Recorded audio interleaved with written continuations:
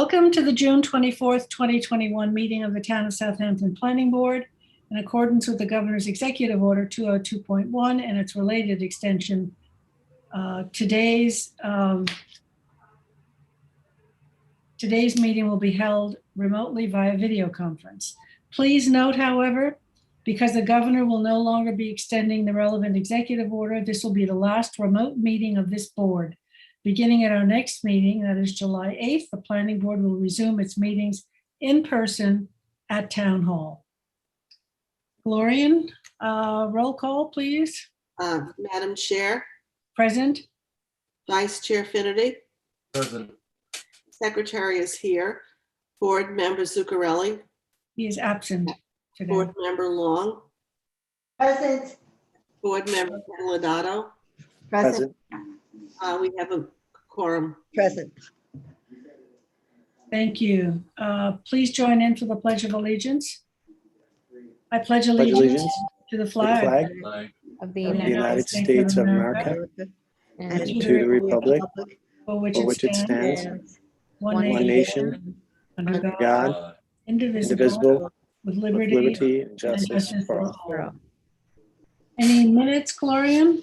Yes, April 8th.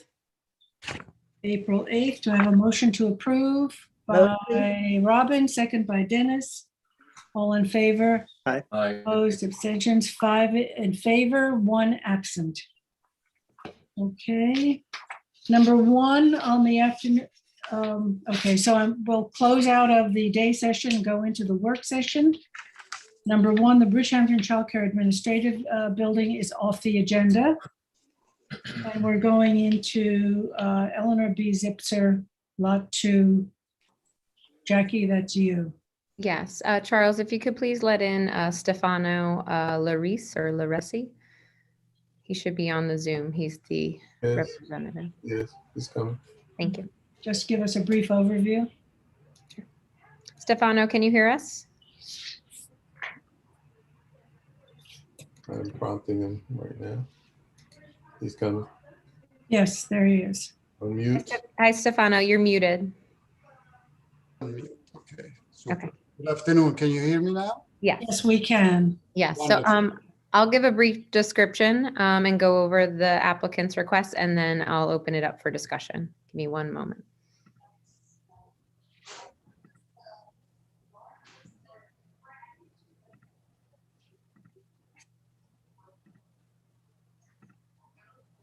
Okay, so today this is a work session for the owner of the property located at 11 Edge Avenue to discuss with the planning board via a work session the request to do a 2-lot subdivision. This is the letter that we received and that was in the packet regarding the request. This is the overall subdivision parcel, if possible. So the applicant is proposing to subdivide this portion off of the existing parcel. Now, this can comply with the CR 200 zoning district, although the flag portion is only 20 feet wide. So you'll see here, this is the overall area. The yellow and the green are public lands. This is the parcel here, which you can see it has an extensive long flag strip that goes down to here.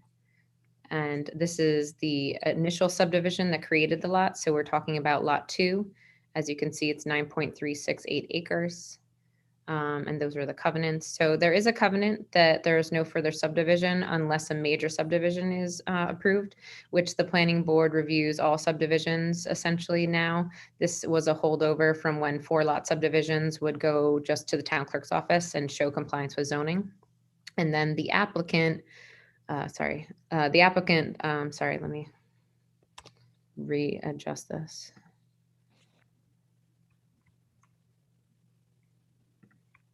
So, where are we? So they are proposing a 2-lot subdivision.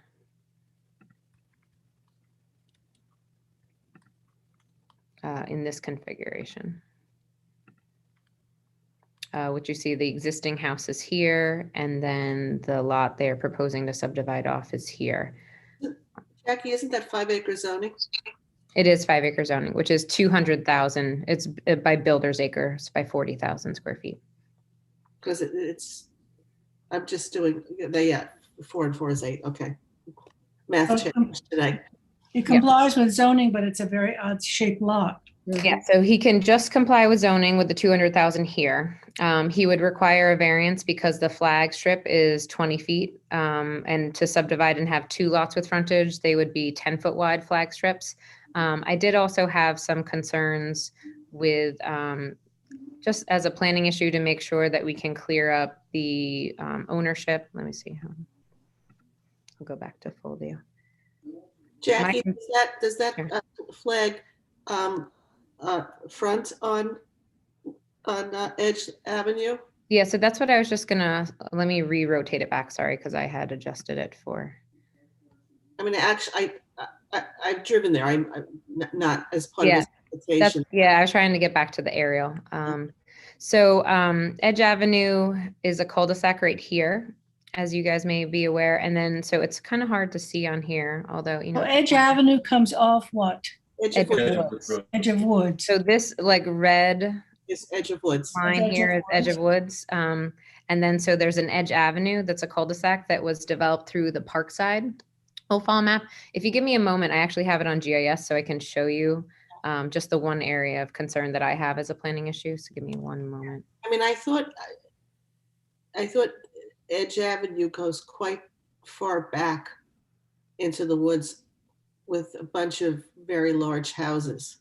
Yeah, so this is Edge Avenue here, and I'll zoom in just to show you some of the concerns that I have just looking at this on GIS. So we can evaluate this further during the formal application once the discussion is concluded on the work session. But this is Edge Avenue, and it terminates in a cul-de-sac right here. This has been accepted by the town highway system and is a town road. It continues to serve other houses in the map of Parkside. My concern is this area here, which is over an OFAL map. So you can see like it almost is like these flag strips are bisected. What I'm thinking may have been the underlying private road, which is kind of this like cross here. And then these are all within the Parkside OFAL map. So the subdivision that what we're looking at has an actual, let me show you. It has an offer of dedication. So I just wanted to show you the map, so sorry, this orientation is not great, but see this here? This is actually the flag strips. Okay. That are serving it, and his lot is here. So the offer of dedication was to bring road improvements up to this portion. So if we can basically clear the title issues, if there are any, or just essentially make sure that all the paperwork has been done, I would anticipate that the board would anticipate that he provide road improvements up until this point, which is consistent with the original subdivision of Eleanor B. Zipser. But essentially right now it's improved like just further south. Is the cul-de-sac there or it's not there? There's a cul-de-sac here. The cul-de-sac that was planned by the planning board Right. from the Zipser subdivision is right here. And It that does exists. not exist. This does not exist. This does exist right here. So the cul-de-sac does not exist. A Yeah. cul-de-sac is just further south here. I would recommend extending it to have the cul-de-sac come further up and provide better town access and a town road up to this point, which is what the Eleanor B. Zipser subdivision required. Is that because it has to make a sharp left there, that you need a roundabout? Yep, Can you go back, please? sure. Back to the aerial. Yes, please. So this is his lot, very long flag lots. Right now, if you can see where the hand is, this is where the cul-de-sac terminates now.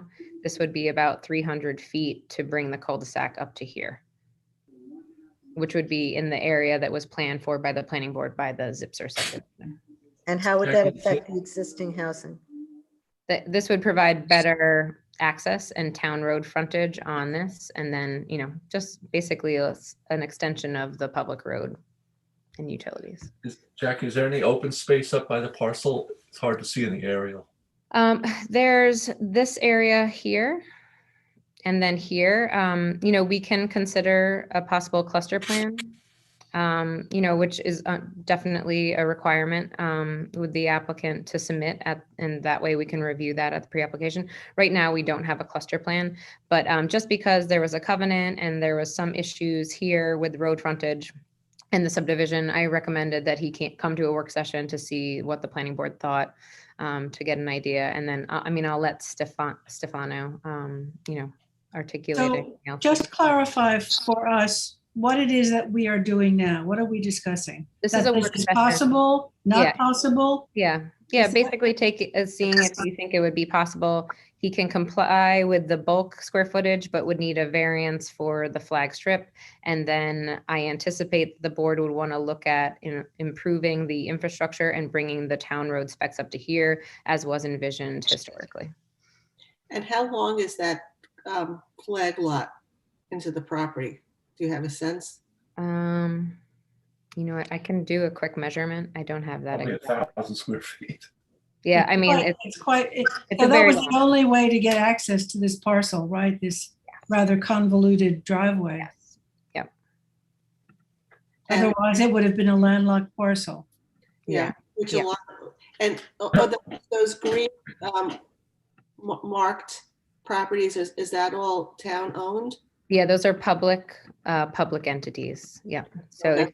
A yeah, lot, protected lands and county lands. a lot of it's all file maps to the left. Yeah, this is the old file map of Parkside right Yeah. here, which this road was developed associated with the Parkside map, Edge Avenue right here. So if the cul-de-sac is moved and the driveway extended, the lower portion, is there any requirement for the people in the old file map Parkside? Do they have to release part of the road? Do they own half the road? So that was some of my concerns, and I brought that up to Kathleen. So we'll have to evaluate that further. We don't have all the answers on that right now. But that was my concern, is that cross shape may have been and I'm assuming it is, but I don't want to assume so formally, that may have been the private roads for the old file map. Right. And if you can see, this is a very long, flag strip with a long private driveway. I would encourage, the board to basically uphold the previous planning board's determination that in the future, a cul-de-sac would at least need to be brought till this point, with full town road specs and infrastructure. And I'm just going to try to get you a measurement. So right Okay, now. well, you seem to have a handle on this. What else can we add to it? Jack, do you know what they're doing for fire protection up there? I don't. That was the other thing that I wanted to mention to Stefano, is that, there may be a requirement for possible fire hydrant, but you can see, sorry, I just got to measure, it's 2,200 linear feet of private driveway. Wow. So it's a very long driveway. Where's the public water? I can load that for you, actually. Jackie, while you're doing that, it looks like there are two houses to the left on this map. Mm-hmm. How do they get to the house? The same common driveway. So this common driveway serves this lot, and this lot. So there are easements. There are easements crafted on all of these. Mm-hmm. Yeah, from the original Eleanor Zipser subdivision. When And was that done? 1988. Yeah, 1988. Yeah, I was thinking late 80s or early 90s. And so one of your concerns is that now that there are 3 lots using this 20-foot wide right of way, that's Yeah. So we'd want to bring the town, town standard road infrastructure up to that cul-de-sac, that was envisioned with the offer of dedication. And then the common driveway would have to be widened because it would be servicing an additional home. Right. So we would look at that during the subdivision application. Well, whose responsibility would it be to move the cul-de-sac and put a new one in? The applicants? It would be the applicants, yes. Okay. Can I ask the impact of moving the cul-de-sac versus leaving, or can you have 2 cul-de-sacs? Because you have a degree of service the cul-de-sacs perform for the amount of houses down in the lower section. Mhm.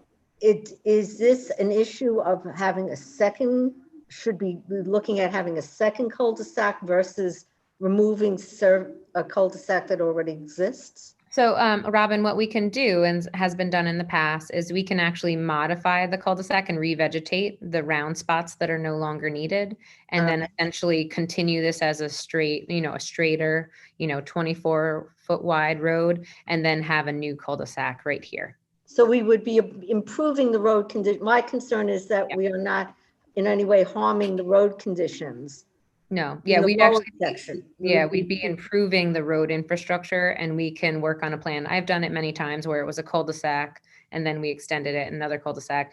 Essentially the round parts get revegetated, returned to native vegetation or grass. And then the new cul-de-sac would be in this location. So we would be improving the roads for the lower end as well as the upper end. Yes, we'd be continuing the town infrastructure up further, basically providing better emergency access and, utilities, et cetera. But I do want to look into this a little bit closer with the town attorney's office. What are those areas that are boxed in white?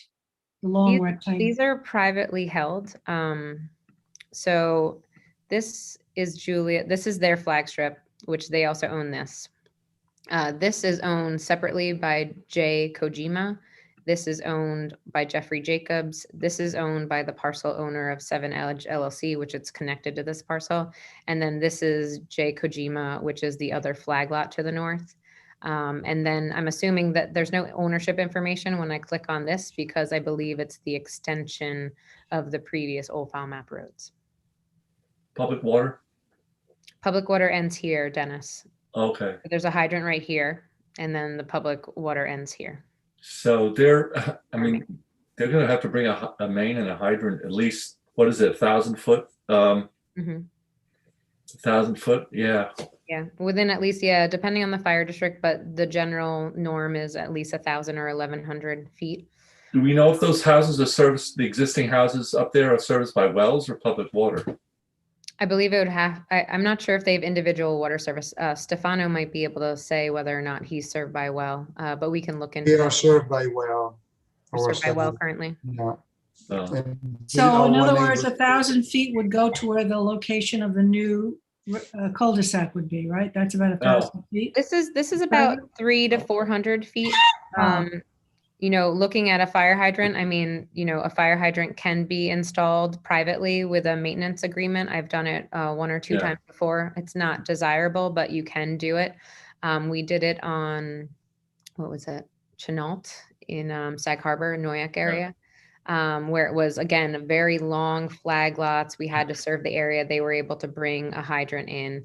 But also we'll refer this, so we can work out those water infrastructure details during the review.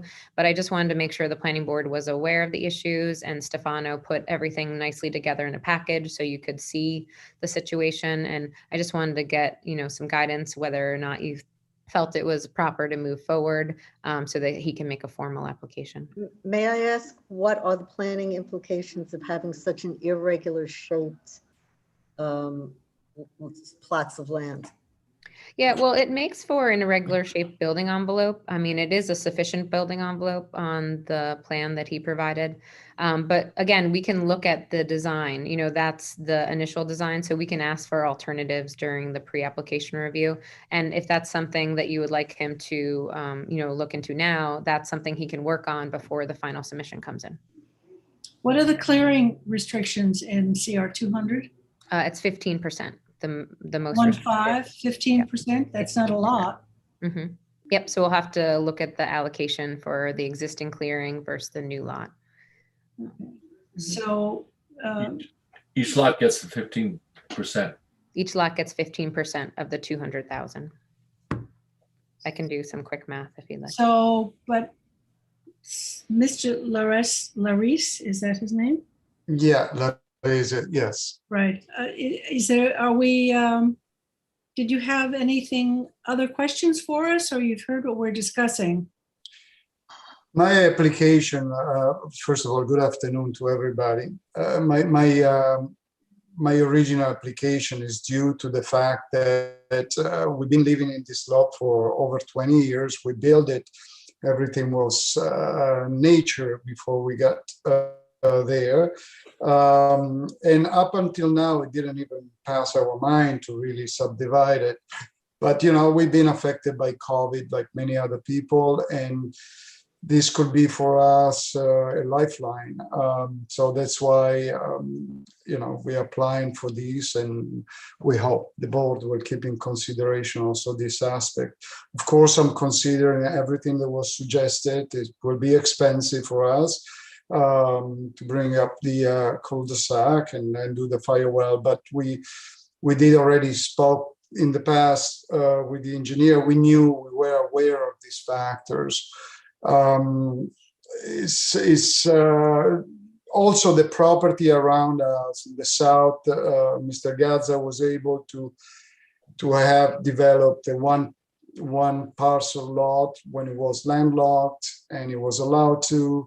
And we are, surrounded by, except to the west, we are surrounded by smaller lots. So I don't think like subdividing into two almost 5 acres lot will be of an impact to the other properties. Will be still a very large 2 parcels. And you understand the 15% clearing in your. I understand we will have to sacrifice. Yes. Yeah, that we understand, and we will of course respect it. We will need to sacrifice the clearance in the current property to make space to the other property, and then we'll know that we are allowed, 15% to each lot. Okay, so Jackie, I think you've heard the board's concerns. Okay. Okay. All right. And then Stefano, so we'll talk further, and then basically to bring back a formal pre-application, we'll review all of the technical planning issues and give you guidance, and that results in a report, the formal application. And clear up. Thank you so much. And thank you to the board for listening to my, and thank you, Jacqueline, of course, to present it well. Appreciate it. You're welcome. I was just going to say, Jackie, we also have to look at potential issues with ownership. Yes. Particularly going through those old plans. Yeah. Okay, so we'll close out of the work session and go back into the afternoon session. And the first item on the agenda is a town board referral. Mike Lieberman, are you here? Mike? I am here. How are you? Okay, good, thanks. So today we're here to discuss the town board referral regarding amending 330-109 fences, walls, accessory driveway structures, and clotheslines as it relates to the height of walls and the slope of grade immediately in front of the walls. So currently the law stands where we measure a retaining wall and take an average of the 2 sides. So a 12-foot wall a retaining wall that's flush on one side and therefore 12 feet on the other, by our law, the wall is declared an average of that, so 6 feet. And this wasn't really the intent of the law. We didn't contemplate 12-foot retaining walls as legal structures, and residents, neighbors are taking issue with the visuals. So the building department is looking for a simpler way of measuring retaining walls that's more in line with the intent of the law. So therefore, they'd like to measure the retaining wall from the highest point. And if one exceeds the 6 feet, it would go to the ZBA, and hopefully in front of a ZBA, you have a more transparent process where the public's involved and the neighbors are informed.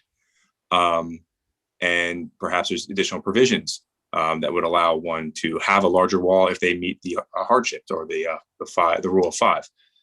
But that's the intent of this amendment. And I'm here to take your comments and see how you feel about this action. So you're no longer doing an average of the short side and the long side? Is that No, out? that No. would be out. So because what we're finding is we're ending up with a 10-foot or 11-foot retaining wall is it as 5.5 feet or 5 feet. When it is not. When it's not. When it's 11 feet, and that's not the intent of this law. So in this case, they would measure at the highest point, and you have to be under 6 feet. If you are not under 6 feet, you're going to the zoning board. I get it. What walls are you seeing that are violating? Is it A lot of them. from the IA? You know where this comes into play, Jackie? Down in the waterfront, where they have putting the IA systems. So if you can picture, the houses are now on stilts, and their septic is sitting directly on the ground, and then they have to erect these huge walls to retain to contain the septic. structures to maintain that separation from groundwater. So it's really big on the waterfront. And what happens is you have a small cottage next to it, and now all of a sudden you've got a 12, 14-foot wall next to there's people's small quaint cottages. The one thing that may be productive is walls that over 6 feet, they should maybe be referred mandatory referral to our board for mitigation. We can suggest landscaping, terracing to soften the impact of these walls. You know what I'm saying? Yes, of course. I don't know, Yeah. Dennis. So, Can't they have just a special committee set aside? And well, it would be along the lines of deer fencing, you know. So the ZBA doesn't just rubber stamp, oh, you need this, and boom, next thing you know, you got the 12-foot. well, why don't they write that into the legislation? You know. Well, each property may be different. There may be certain mitigation our board can recommend. It's just referral, you know, so we can make recommendations. Deer fencing has kind of become boilerplate. We've almost, you know, inserted language. It's only one product. It's one, you can only use one product. You have to clear it. I'd be curious to hear Anthony's response to that. Yeah, I actually, if I could just, Yeah. Michelangelo, I'm struggling with the math a little bit. Sure. When you're saying the average, is that, and if you can see my hands on the two ends, or are you looking at the height from some sort of ground level up? I think the best example to use is on one side, it'll be flush. So the wall is flush with the land. So therefore there's 0. Correct. And then side, we're looking at a 12-foot wall. And that is The being exposed wall, the exposed surface. Yes. Yeah. Okay, that's what I kind of thought you meant, but my note was that I needed a better explanation of the math. So Yeah. the And visual. as it stands now, the building department says, well, that's a 6-foot wall, and boom, rubber stamps it, and they get the permit. Meanwhile, someone's got a 12-foot wall 15 feet from their summer cottage. Think of the areas down Town Point area where you have these small little cottages, you know, side by side. So It would be helpful. It would be helpful to use the clear language. I mean, you're talking about the exposed side of the wall where you don't have dirt against it. You know, and that's going to be the tallest side. Okay. So I think definition of terms is critical in this. well, that was my really my question. Anthony, well, what do you think of Dennis's idea about giving it to us? we need more work, Anthony. Dennis, the planning department always appreciates doing more applications. You know, look, it's there may be something to it. It wouldn't be the first time that a planning board looks at, you know, residential properties for something. But, you know, obviously we'd have to talk to Janice about that from a procedural standpoint, from a workload standpoint. But, you know, I understand what Dennis is saying. We're going to look at this and make a determination that a structure is too high. You know, what professional office should be doing that? The building department is ministerial. They administer building permits with little discretion. So, you know, we'll have to look at it, Jackie, a little bit. What is this wall? Could it be considered an accessory structure? No. You know, you've got berms, right? Berms are in the code. Mm-hmm. And now walls are going to be in the code. It's integral to They are there. So why don't we share the screen so we can actually look at the code amendment, since and we can see the verbiage together, because it's only one paragraph. Does that work with you all? Yes. Sure. Give me 1 second. Okay. Can everyone see? Yes, we can. Okay, great. So this, as you're all well aware, it's the crossed out portion is what we're taking out. The underline is the new language. And I'll just give you all a moment to perhaps read it. Will be measured from the ground level at the base of the fence, except that any fence or wall required by these to be erected on the uphill side you know, that's real gobbledygook. That's crossed out, Jackie. Yeah, so you go from The wall, uphill side will not be included in calculation of the height of the wall, notwithstanding the provisions of subsection A and B, well, whatever they are. which are not included here. Yeah, but I mean, you gotta, I think you at least put those in parentheses to help people who are reading this.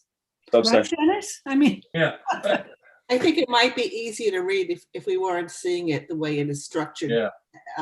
okay. Well, I think that the intent is clear. Perhaps one of the planning board comments could just make sure that the language is clear within the code itself, and user friendly. and if you're referring to some subsections, include them. Okay. May I ask? Remember, go ahead, Robin, I'm sorry. I'm sorry, may I ask, is these walls that are going up as part of the IA system, is any of them required by the IA or are they purely cosmetic? So the IA is a separate issue. So this could be, it's just a retaining wall. In some instances, it could be in reference to an IA, or in other instances, it's in relation to a grading or some other structural component. So it's not endemic to IA systems. Driveways. No, also. I'm just trying to make a determination, is this all cosmetic? Are these cosmetic walls? You know, somebody wants to hide something, or are they required to hold, is there a differential to where they're necessary to, let's say, hold erosion issues? I can answer that, Robin. The most common use, as I mentioned before, is to retain septic, because the septic has to have a certain separation of ground to groundwater. I think it's 2 feet. So if you're close to groundwater, you have to literally set your septic rings almost on the ground, and then you have to build up the grade around it to hold it. The other areas that comes in, people might want to level in a hilly property. People might want to say, hey, I want to flatten my rear yard for a tennis court. So I want to put up a big wall to flatten out my yard for tennis or. I'm just trying to differentiate between the situations where somebody is going to be required to maybe put up a tall wall because of erosion or an IA system versus someone who's doing it cosmetically. That's the argument that they're going to use, the practical difficulty argument at the ZBA. The applicant will come and say, look, I need to get a building permit. These are the septic requirements. I have practical difficulty. I have to have this wall, as opposed to someone says, my rear yard is sloping. I'd like to have a tennis court. I need this wall to contain my tennis court. So it's all kinds of different arguments. The reason I'm advocating for at least a department to review is so you don't have a concrete, picture a poured concrete wall sitting next to it. It could be stuccoed. We could put some landscaping in front of it. And it doesn't need to come to our board. It could come to Janice's office, or for just an advisory report. Say tell the ZBA, hey, if you're inclined to move forward, please make sure these certain mitigation elements are incorporated into your approval. Now that makes sense, Dennis, because I think this is very much missing detail. You know, what is the material of the wall? Is it brick? Is it wood? Is it distinguished from a revetment? Must it be landscaped the way we have the deer fencing? You know, so if we made a list of those requirements and mitigations, then it could be administrative, Dennis, you know? Yeah. No wall is, every wall is different. Every wall is different, unlike deer fences, which are pretty much standard. But I think, Mike, that there's no detail here. No detail about material. I think reasoning also. Why is the wall Necessity. going up? Right. The reason. If you incorporated that mandatory advisory report, that detail would have to be in the report. In other words, they refer to our board or to Janice's department. They'd have to outline materials and survey and mitigation and so forth. So yeah, it would be like any kind of administrative review. She would have to have all that information. But I think the legislation needs to say it if it's just this paragraph. Yeah. Okay, so let's go over some of the comments. So we're going to consider a referral to an referral to an advisory board and or an administrative review. Administrative review. Okay, and the other comment is with regards to please include subsections with the code amendment. That's my second comment. The third comment is language should be clear. So which I think it maybe speaks to, it almost sounds like you would like this amendment to be, to have like almost like additional standards built into it. Mhm. Well, do a little illustration, I mean, this code gets more and more complicated because it's not in plain language. Okay. Okay. And I think the reasoning behind the wall should be one of the considerations for the administrator. Right. Because if it's purely cosmetic, that would probably be a different, and the community that it's going in, the housing that is next door to it. So I think that it all go into the thought pattern of our advisory or our administrative review. Okay. Okay. So I will draft up these comments and I will have it sent to town board. So this is recorded, Mike. You might want to listen to our discussion You got it. to take some notes. Do we, Mike, are we adopting our advisory report now, or are you going to bring something back to us? I can come back. It's up to you. Bring it back. Bring it back. Okay. Yeah. Okay, thanks, Mike. Thank you. Thanks, Mike. All right, guys. Have a good one. We will. Okay, number 4, the Woods at Hampton Bays. Jackie? Yes. If Michael Strauss, Charles, could you let him in? Does Mike have to get that off the screen? Yes. Oh, yes, he's Got just it. preparing. I got it. Charles, are you seeing I Michael don't Strauss? see Michael Strauss. No. Okay, I conveyed to him what we were dealing with today. So this is the Woods at Hampton Bays. I'll just share my screen quickly.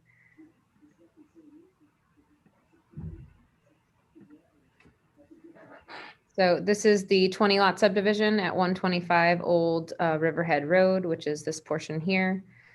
This is the general area. It's near the Cloverleaf, the Sunrise Highway. This is the proposed subdivision. So I just wanted to refresh the planning board that we had asked for open space connections between the cul-de-sacs because there's an existing trail and then there's a hilltop here, which is the reason for the design of the open space. The bulk of the open space we wanted to keep as a buffer. Sunrise Highway and that clover leaf that you just saw there. We also retained some open space along the north to provide for the wooded character of the road. And then we also discussed a trail. So somebody can passively walk through the existing, woods here. And then there's actually going to be a built trail, which would classify as part of their park requirement, and then it would be dedicated to the town. So this would be actually a built pathway that would allow them to get to Red Creek Park. So now that we've waived the health department determination on May 27th, 2021 by resolution, the application is now complete. So I'm recommending that we deem it complete and schedule a hearing for July 22nd. Can I just ask you when we last saw this application? It was in March and we deemed it incomplete, but the preliminary approval was in September, I believe, of 2019. So 2 years ago. Preliminary approval, yeah. So I'm recommending a hearing so that everyone can see the updates. Yes, absolutely. It has to be mandatory. Motion for completion by Dennis and a public hearing July 22nd by Dennis, second by Gloria. All in favor? Aye. Opposed, abstentions, 5 in favor, 1 absent. Matthew, you are number 5, Parrots Project Management. Yeah. Completeness. Bring up the screen for you guys. A nice aerial. This is a lot line modification at 1005 and 1017 Noyak Road. This is another health department issue, lot line modification where they did the transfer without an approval. I believe this one was in the either late 80s or early 90s. Just for this center lot line, it's a very small area, 1,700 square feet. We previously deemed this incomplete back in, I believe, on March 11th. They were missing some items. They have since submitted a map that's in conformance of our requirements. So I'm looking to deem this complete and set a hearing for July 22nd. Okay. Any questions? Motion by Dennis, second by Craig. All in favor? Aye. Opposed, abstentions, 5 in favor, 1 absent. Okay. 830 County Road 39, formerly Bell Ringer. Matthew again. Maintenance. Charles, can you let in John Borkman, please?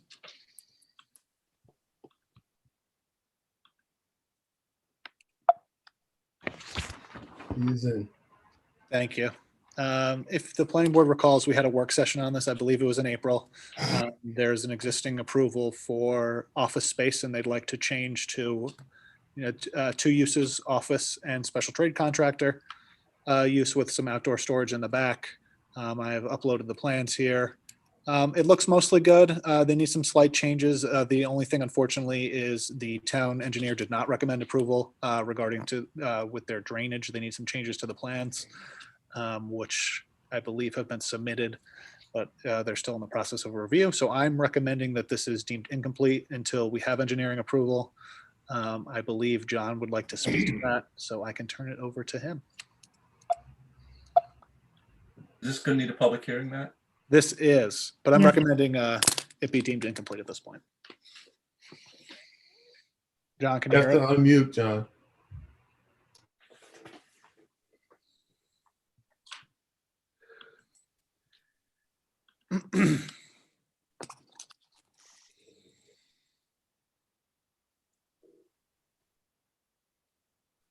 Hello, Yeah, I think it may have some technical looks difficulties. like he was frozen.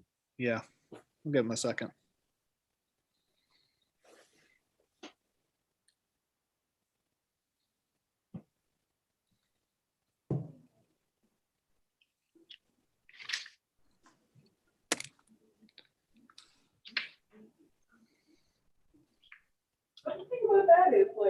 Hey, good afternoon, all. If you could let in Wayne Bruin, my partner, he'll be speaking to this application. I'll let him in.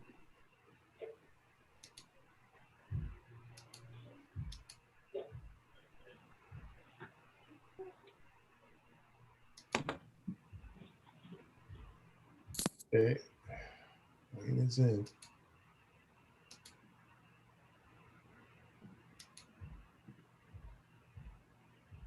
Hello, folks.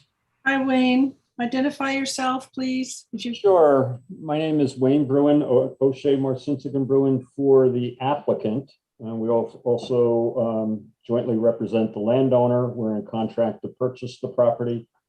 We had a work session with the board. If you recall, this is the former Bell Ringer property. Our client seeks to change the use to a special trade contractor and an additional office use. We submitted a site plan. We received comments back from both Matt and the town engineer. The revised plans were provided to Matt a couple days ago. My understanding is, but for the town engineer being on vacation, Matt can't tell whether the engineer's concerns have been addressed or not. Notwithstanding that, the issues the town engineer raised are substantive matters, not submission matters. I would think the site plan is complete and this board should be scheduling a public hearing as soon as possible. We have a time constraint and we'd appreciate that being processed at this time. I think if Matt tried to go through and look at the site plan, he would see each of the town engineer's concerns have been addressed in the plans that he does have in his possession. Yeah, it was related to drainage calculations, I believe, and drainage structures. I have referred it to Tom. Unfortunately, he is not in the office this week. The only thing that I will say with this is in terms of scheduling the hearing, if the board did choose to deem this complete, which we routinely don't do without engineering approval, I'm recommending a hearing for August 12th anyway, due to what we have scheduled already. If the engineer's concerns are satisfied prior to the next meeting, we'll still be able to set for August 12th at the next meeting. We have enough time. So it's not going to be any faster whether we deem it complete or not today. It's still going to be the same date for a hearing. August Just 12th. point out, it's not about engineering approval for submission purposes. That's, once you get a complete application, you can refer it and you can then review it for approval purposes. The issues that we raised are substantive matters, not submission requirements. So I think it's complete, and I'd ask that you schedule sooner than possible. And actually, I'm not going to be available on the 12th of August, and just hope that it would be in your second meeting of July. No, we're. Well, one option, if he hasn't satisfied the engineer by the July, let's say we schedule it for July, and if he hasn't satisfied the comments, then we just keep the hearing open. And The comments, as I said, the plans are in your possession, and as Matt has indicated, they're drainage calculations. Vinnie Gordiello's office provided those, and they're all in conformance. So it's not about matter of compliance, it's there. But for, I guess, someone not looking at the plans and determining that they're there, we wouldn't be talking about this. So on your checklist, Matt, have you checked off engineering? I have. I'll show you exactly what Tom's comments are. If the board feels that's beneficial. We have a secondary issue, which is. As you can see, that he did not recommend approval based on these following comments. And we're not looking for approval for submission. This is for completeness. This is a completeness checklist. He did not indicate that it was complete based on the following, which was related to their drainage, for the retention volume, and other ponding issues, it looks like, in drainage calculations, contours, spot grading, elevations, etc. I think it would be beneficial to allow the engineer to review this in a timely fashion, and then we'll schedule for the hearing that was going to be recommended anyway. Maybe Gordiello, did you say, Wayne, did the Absolutely. Did the plans, everything is in conformance with whatever the town engineer wants. I'd still say they're substantive matters, not submission requirements. He wants some different standards than what was shown on the plans originally. That's a substantive matter. But he's looking, I guess he's looking for more because he didn't check them off, Matthew, is that it? He's looking for those requirements to be met. So he does not feel it's complete until those requirements have been met. So he's looking for information that has not been submitted. It has been correct? submitted. It's been in your been possession submitted. for He 2 days. is not here, so he hasn't had the opportunity to review it. There's I'm not no- an engineer, so I can't verify that it's Right, correct. okay, there's nobody else in his department, right? It's been sent to engineering, and I have not received any comments back. I don't Right. think it's appropriate. The to- irony here, Jackie, is directly next door, they installed a Carvel fast food takeout right next to it with no hearing, no landscaping, no input, nothing. No one's going to come down and speak on this. We don't, my feeling is if we don't have satisfaction on the July hearing, then we just keep it open. Yeah. And do we? We keep it open for 30 days. There's a reason why Matt is suggesting an August date. It's not that he's just pulling the date out of his hat. Yeah. So that, to me, that's whether or not we think that the engineer will approve the plans is one part of the conversation. The second is the next opening slot is in August. Correct. Yeah, but now you can't make it in August, so now we're at the end of And August. Wayne, do you have someone in your office? John, is he with you? John Borquin? Yes, good afternoon, I'm here as well. Has hired me to appear and intend to present the application. Can I just make a suggestion? Now that we're going back to full time, we can shorten the timeframes too. So Correct. if August 12th happens, you can provide a 10-day written comment period and a decision could happen at the end of August. Absolutely. So I don't think you're losing anything by doing it this way. And again, That's right. We don't have 30 days anymore. We're not caught by this 10-day 30 day. So that's my suggestion. I always feel about the town engineer that we have historically, we've always been caught up on that. And that's what we're waiting for. And so we had to do a lot of extensions at the end of the day if we don't get it cleared up to the beginning. So that's my recommendation. Okay, Wayne, August 12, it'll be a 10-day written comment period. So the end of August. We'll So start you're going to schedule the processing. hearing for August 12th today. Yeah. Are we deeming? No, I mean, like, We'll deem it incomplete. the town engineer next meeting, Correct. August 12th. So incomplete today is the recommendation. Incomplete, Deemed July. incomplete because the town engineer could not review it. I just Before received the today. plans yesterday afternoon. So no, he has not had the opportunity to review it. Okay, so it's incomplete. We don't need a motion. We don't need an extension. Okay. You do need a motion, is it? Oh, wait, so it was incomplete prior? No, Is that we need a Incomplete. motion to deem it incomplete. Motion to deem it incomplete Motion. by Gloria, second by Craig. Second. All in favor. Aye. Opposed, I'm abstentions. abstaining. I'm abstaining. Dennis abstains. So we have 4 in favor, 1 abstention, and 1 absent. Abstention, Dennis. Thank you. Is he coming back on vacation, from vacation, the engineer? We would hope. Anthony, you are 2331 Montauk. Yep, let me just do this.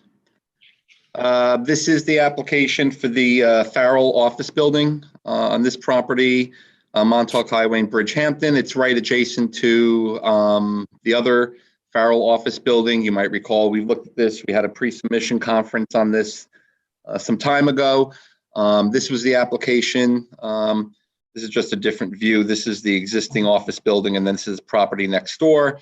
For a new office building with 1 affordable apartment on the 2nd floor, they received relief from the ZBA, you might recall, to provide fewer apartments than what the code requires. This is going to be a joint access, 1 access from the existing office site, and then a joined parking lot, a shared parking lot between the 2 sites, which was one of the recommendations that we looked at previously. This came in a few months ago for a formal application. We deemed it incomplete for a number of mapping reasons, including town engineer comments. The engineer has reviewed the plans. I've reviewed the plans. The engineer said the application is now complete. They've addressed everything, and I'm just recommending that we deem the application complete and scheduling the hearing for July 22nd. Okay, can I have a motion for that? Motion. Motion by Robin, second by Gloria, and all in favor. Aye. Aye. Opposed, abstentions, 5 in favor, 1 absent. How many hearings now on the 22nd? 2 so far. I think we're gonna have more. 2? I think there's 4 total. I think. We have 4. The Woods is July. We have 3. And we had one from the so far, last meeting. And 1 for, right. So we'll have 4. So 4 total. We're coming Okay, back so to town talking- and busy schedule. Anthony, Yep.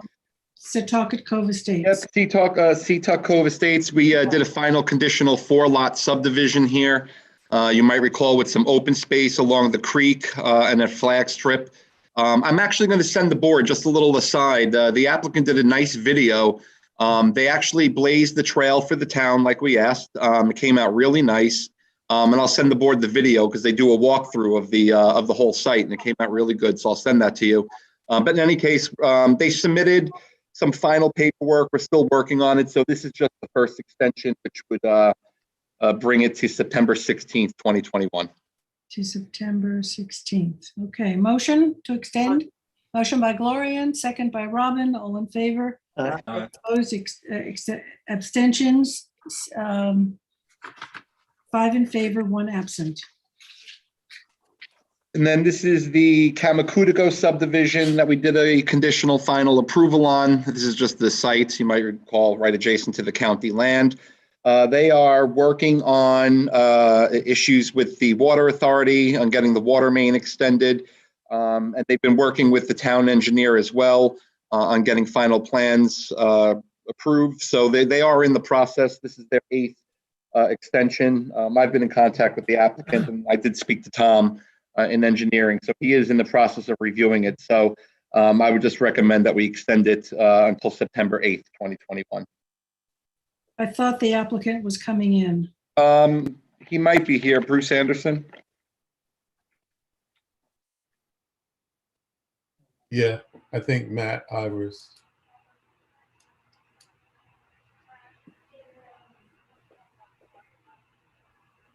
He's coming in. Okay.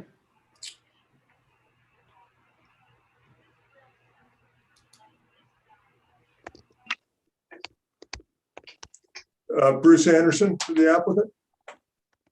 Go ahead, Bruce. We just want some kind of an update. This is the 8th extension, so if you can. Well, fill the board.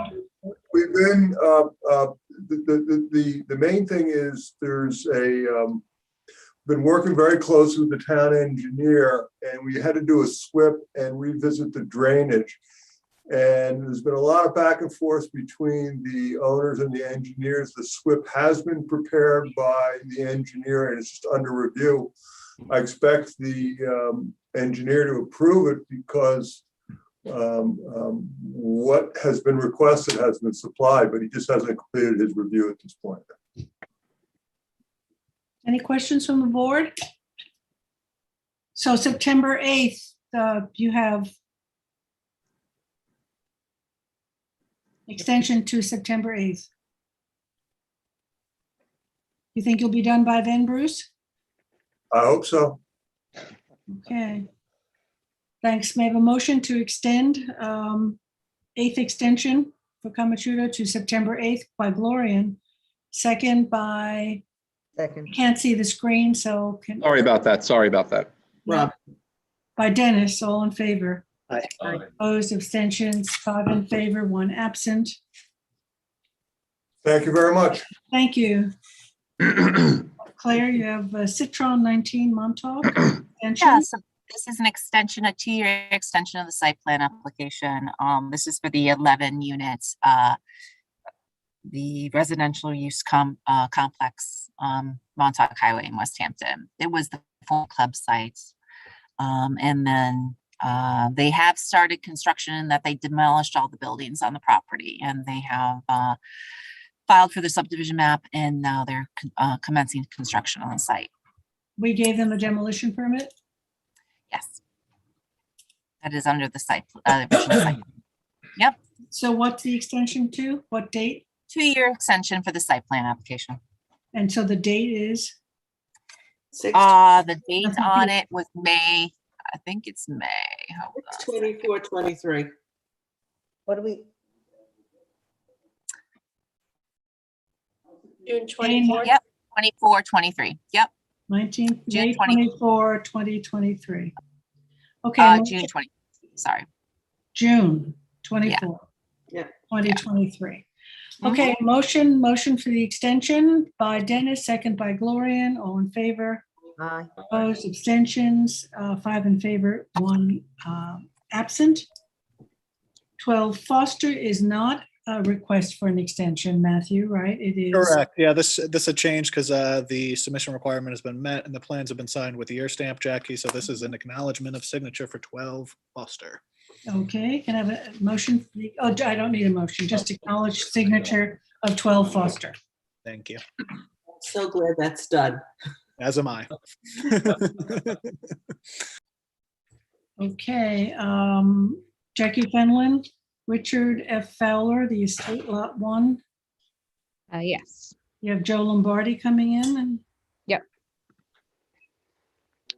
Charles, yes, if you could see if Joe Lombardi is present, please. Yep.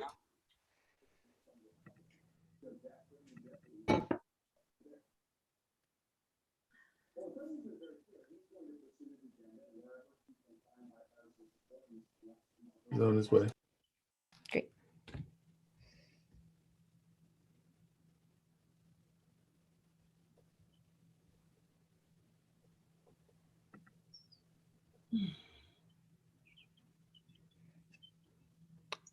Joe, can you hear us?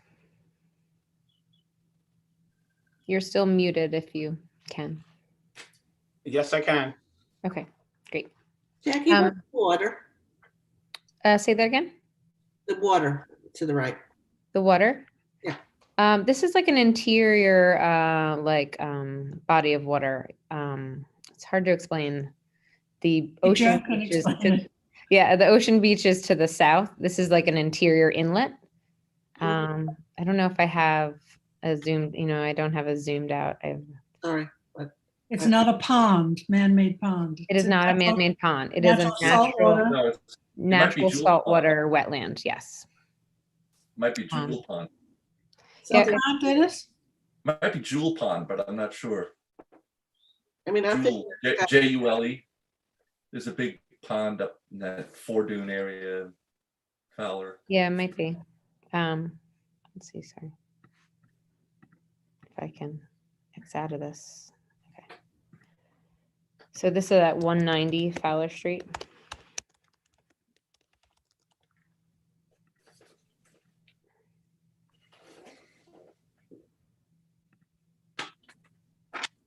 Oh, I just saw the word wetlands. Yeah, so it's Jewel Pond, you're right. Good, Dennis. Good Yeah, job, Dennis. Bingo. And then Little and the town little in Jewel here. Pond. Yep. Yeah, and it's funny, you can't read the name if the actual satellite image aerial is on. So yeah, so the Atlantic Ocean is here. This is Jewel Pond, the other side of Jewel Pond, and Little Jewel Pond is just to the south. So where is it fed from? Upland? It's actually fed through here, I believe. Huh. Here. Oh, so And it's then- like a lateral. Yeah, trail. it actually so feeds from it's Mecox almost, Bay. yeah, it's almost like a barrier island, but you know, there's areas. So this is Mecox Bay. I forget the name of this one as well, but starts with a C, and then Jewel Pond and Little Jewel Pond. Yeah, I was wondering if they were a part of sort of the adjuncts to Mecox Bay. Yes, yeah, so they kind of are. Yeah, you can see they're kind of all connected, and this is Oh, Mecox Bay. interesting. Right? Yeah. Okay, so this property fronts on Jewel Bay. Jewel Pond. Thank you, Dennis. Yep. So let me just get back to this subject. Thank you for indulging me, Jackie. Yeah, no problem. So yes, so this is 190 Fowler Street. What's happened is they built a common driveway. The common driveway requirement was met with the installation of the residences. What's happening now is the applicant's representative has made a formal application to amend the common driveway, mainly regarding this Y turnaround for emergency vehicles. What I have been told by the applicant's representative is that, some of the other property owners are using this as possible guest parking, or some of the service industries or, workers are utilizing this area to park their vehicles while working on the other parcels. So to try to maintain additional privacy, but also have it still function, the applicant has submitted, so this is a zoomed in here. So this is existing gravel. They requested that this area be improved with grass pavers and native grasses, which was actually approved by the Environment Division, Marty Shea, as an administrative wetland permit. And this is the plan here. So we're basically going to have a flush curb, which you can see there'll be no change, but they are proposing grass pavers, which would be in this Y turnaround section. And the rest would remain unchanged. So we've gone through this. The request was formally received in November. We've been going back with the engineering division. I also reviewed this with Kathleen. This is the administrative wetland permit that was received in May of 2021. So we worked out the last final tweaks with the engineering division. So he provided his approval, but I just want to read this into the record because I just got this on Friday. It says, as per your request, I've reviewed the common driveway modification plans for the estate of Richard Fowler dated 6/14, prepared by the Rayner Group. The applicant proposes to convert an existing gravel turnaround to a curbed off grass paver turnaround. Based on this information, I make the following comments. I do not recommend approval of the modification as it would appear to have effect on taking the turnaround out of commission. Furthermore, if the grass is not mowed regularly, it will not be evident that this is a turnaround at all. Lastly, the turnaround must be plowed during the winter time so that remains open and available for use. However, the planning board decides to move forward with the application, the core grass system appears to be sufficient to support emergency vehicles. So there was concerns that, that if this grass grows, basically, and it's a native grass, and if it's not maintained at a short length, that it would basically essentially disappear. And this was a requirement for the Y turnaround that was determined by the planning board, basically because of this sharp right hand turn for emergency vehicles to be able to turn around, and obviously for proper response times. So there is a general planning concern that the grass pavers, if they're not maintained well, would basically kind of remove this Y turnaround as an option in an emergency situation. My resolution proposes a covenant that they provide mowing. And, you know, and that's a good point. I actually didn't put in, but also plowing should be considered as well. Yeah, Okay. I'm I so would sorry. think that if they're maintaining it as this very lovely piece of property, there's no reason why that would inhibit people from using it. So as long as it's mowed and plowed, people are going to use it. I don't quite understand. I understand that they would like the privacy, and I'm not questioning that. I don't think the solution is going to provide that unless they let it go to grass. I tend to agree with Gloria, and I don't think it's going to solve the problem. Joe, can I ask you a question? Of course. Joe Lombardi for the applicant.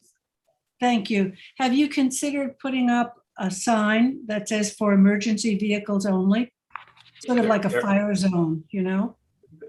They have put up signs. They've put up signs that say private property, no parking.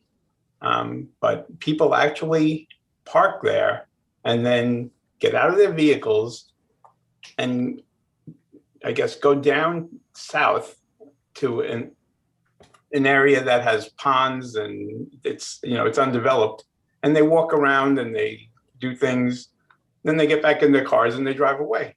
Right, I mean. She just wants it, the applicants, you know, agree to the need to have that turnaround.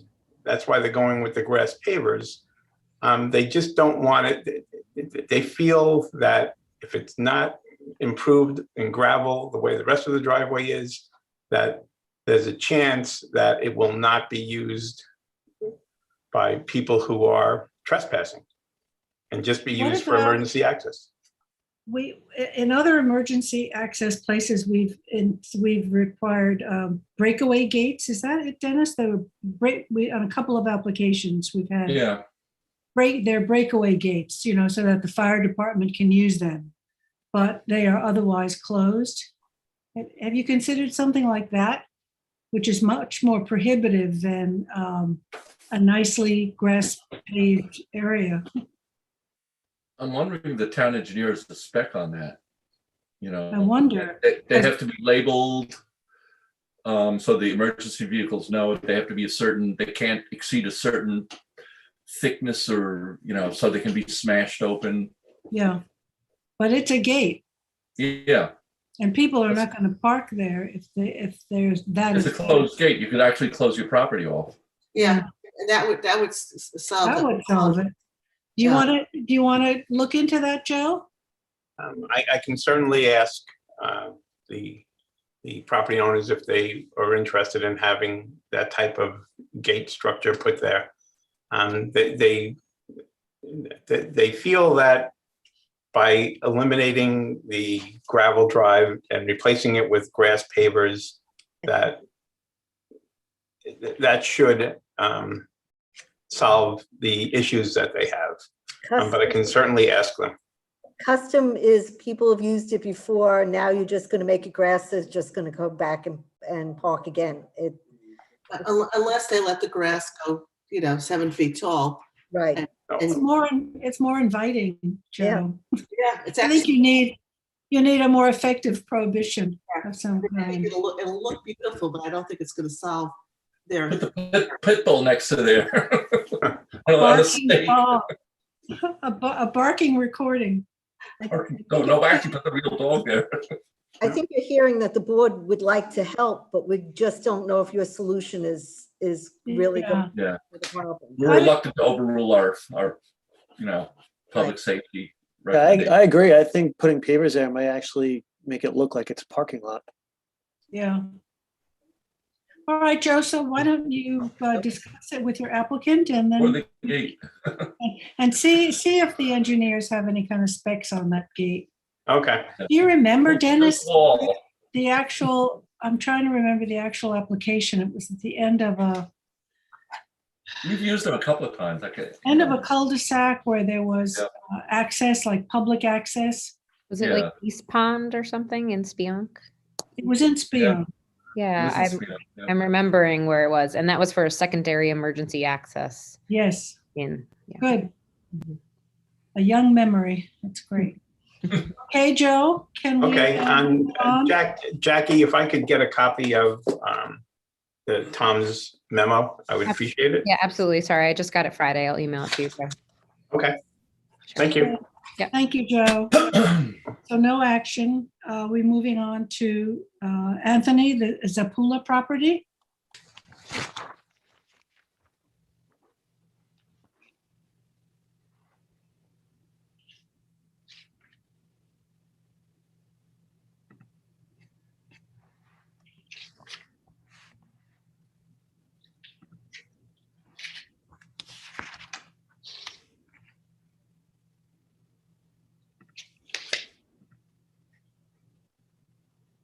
Anthony? Anthony, you're muted. Muted.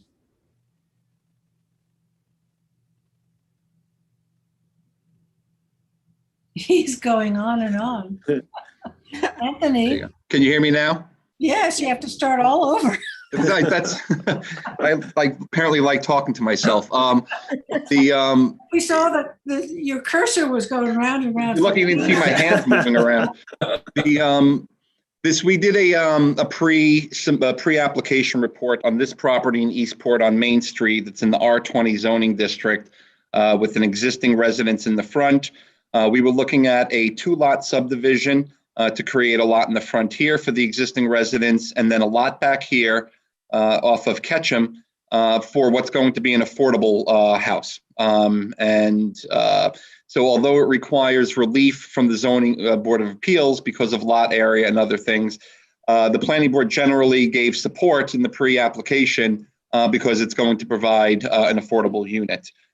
We raised some issues. We know that there's a auto repair shop here.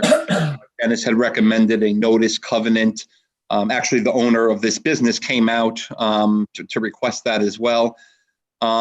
So in any case, the application is now before the zoning board of appeals.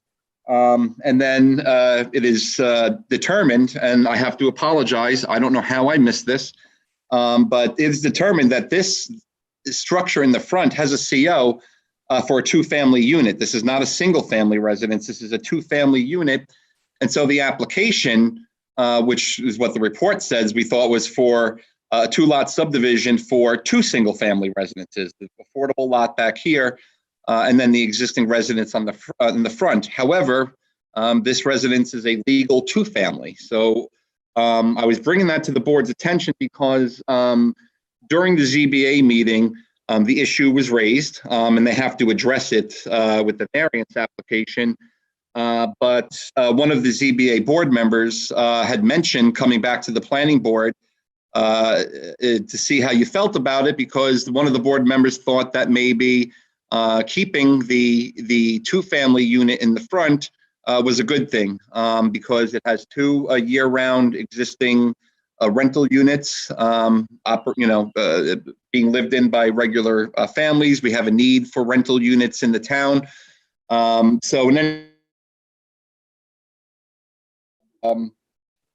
It's Jason Allen who's handling the application. He wanted to talk to the board about it to see if you would still support an application that would create an affordable lot back here and maintain the 2-family in the front. And that's why we're here. It's subdivided. They still have to go back to ZBA or? Yeah, they're currently before the ZBA right now. Okay. Okay. Is And I know if the Jason board had Allen- any questions, concerns. No. Anthony, you broke up a little bit there. Did you say that the second lot would have 2 affordable units? The new lot back here. Yeah. The new lot back here would have a single-family residence, which would be affordable. And then this in the front would be maintained as a 2-family rental unit with 2 dwelling units that rent. I don't think they would be under the town's affordable program per se, like the house that would be back here. I think what the applicant is contending is that, although not in the town's affordable program, these 2 rental units do provide a housing need that we don't have in the town, i.e. rental units in general on a year-round basis. Affordable by which program? Is it Well, Habitat of Humanity or something? The unit back here, the single-family residence, there would be a perpetual covenant, affordability covenant that would be put on the property. And it would go through the town's community development and housing department. So that's how it would get done. The rear house would be for sale, right? Affordable. Correct. Or would that? Correct. Correct. Okay. And the reason why it's coming back here is because when we reviewed this initially, it was one house in the front and one affordable house in the back.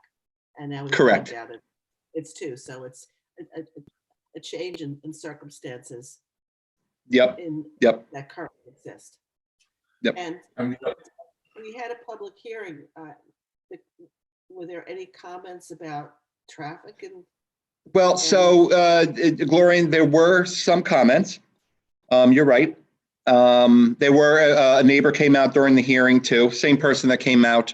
And there were comments regarding Ketchum Avenue in particular as it relates to traffic. So it was raised. I was going to suggest to the board, if they were inclined, obviously, I would suggest that at the final stage, if you want to proceed this way, we would have to have a final public hearing on this application. I know that area pretty well, actually. I've taken my car there for repairs. So where would they be placing the driveway? You know? Yep. Let me see. Would it be coming out The rear Ketchum? lot would be out to Ketchum.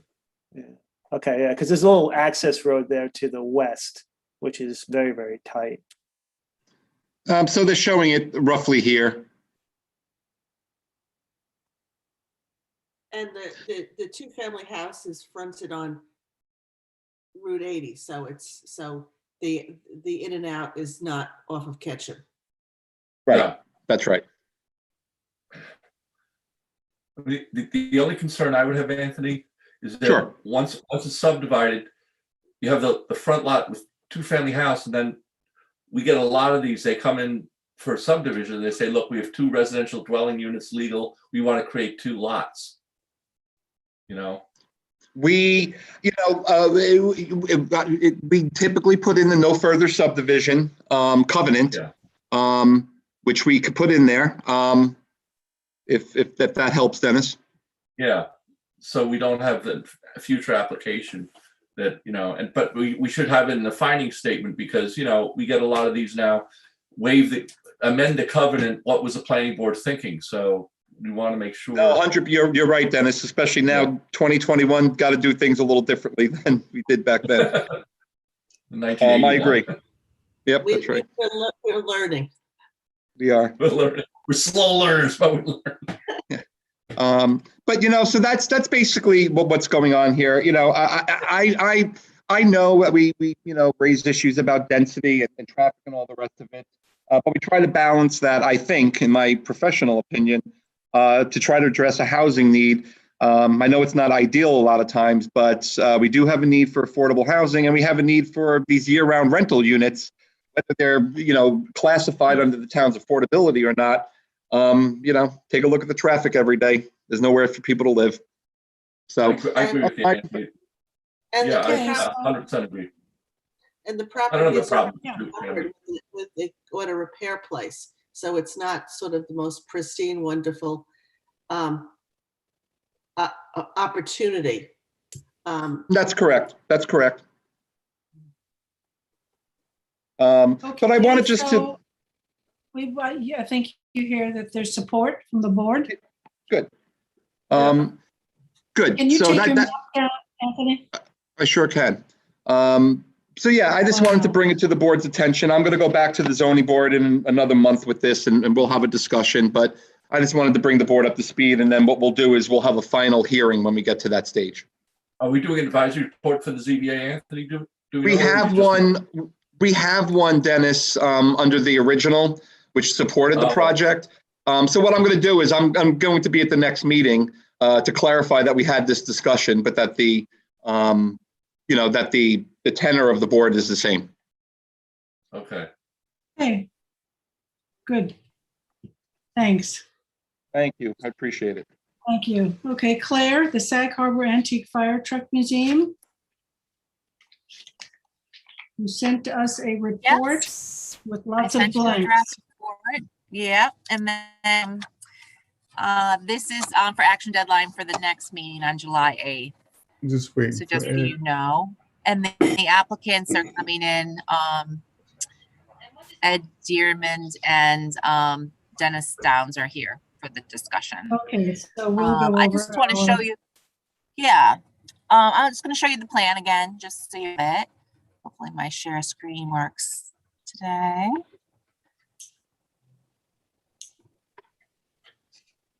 Can you see that?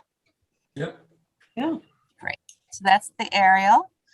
And this the entrance that you'd like to close off. I refer to it as like formally close off.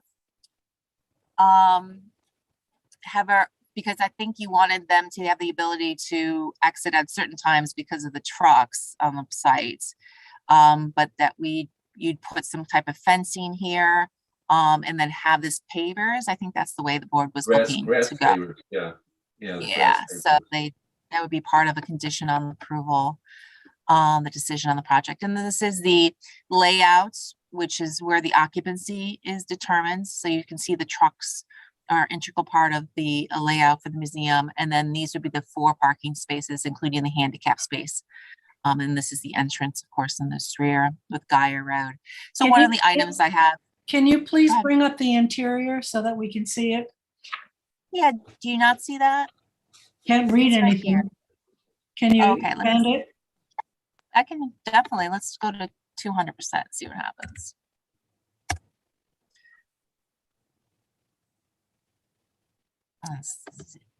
Full.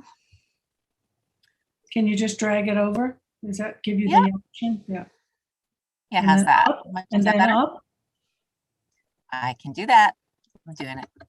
There it is. Okay, so there are the truck spaces. Right. Chief's car. Emergency equipment trailer, generator.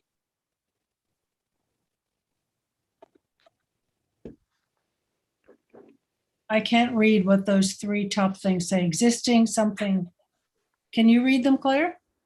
Yeah, well, I have the plans, so I can take a peek at that. Existing office, it says.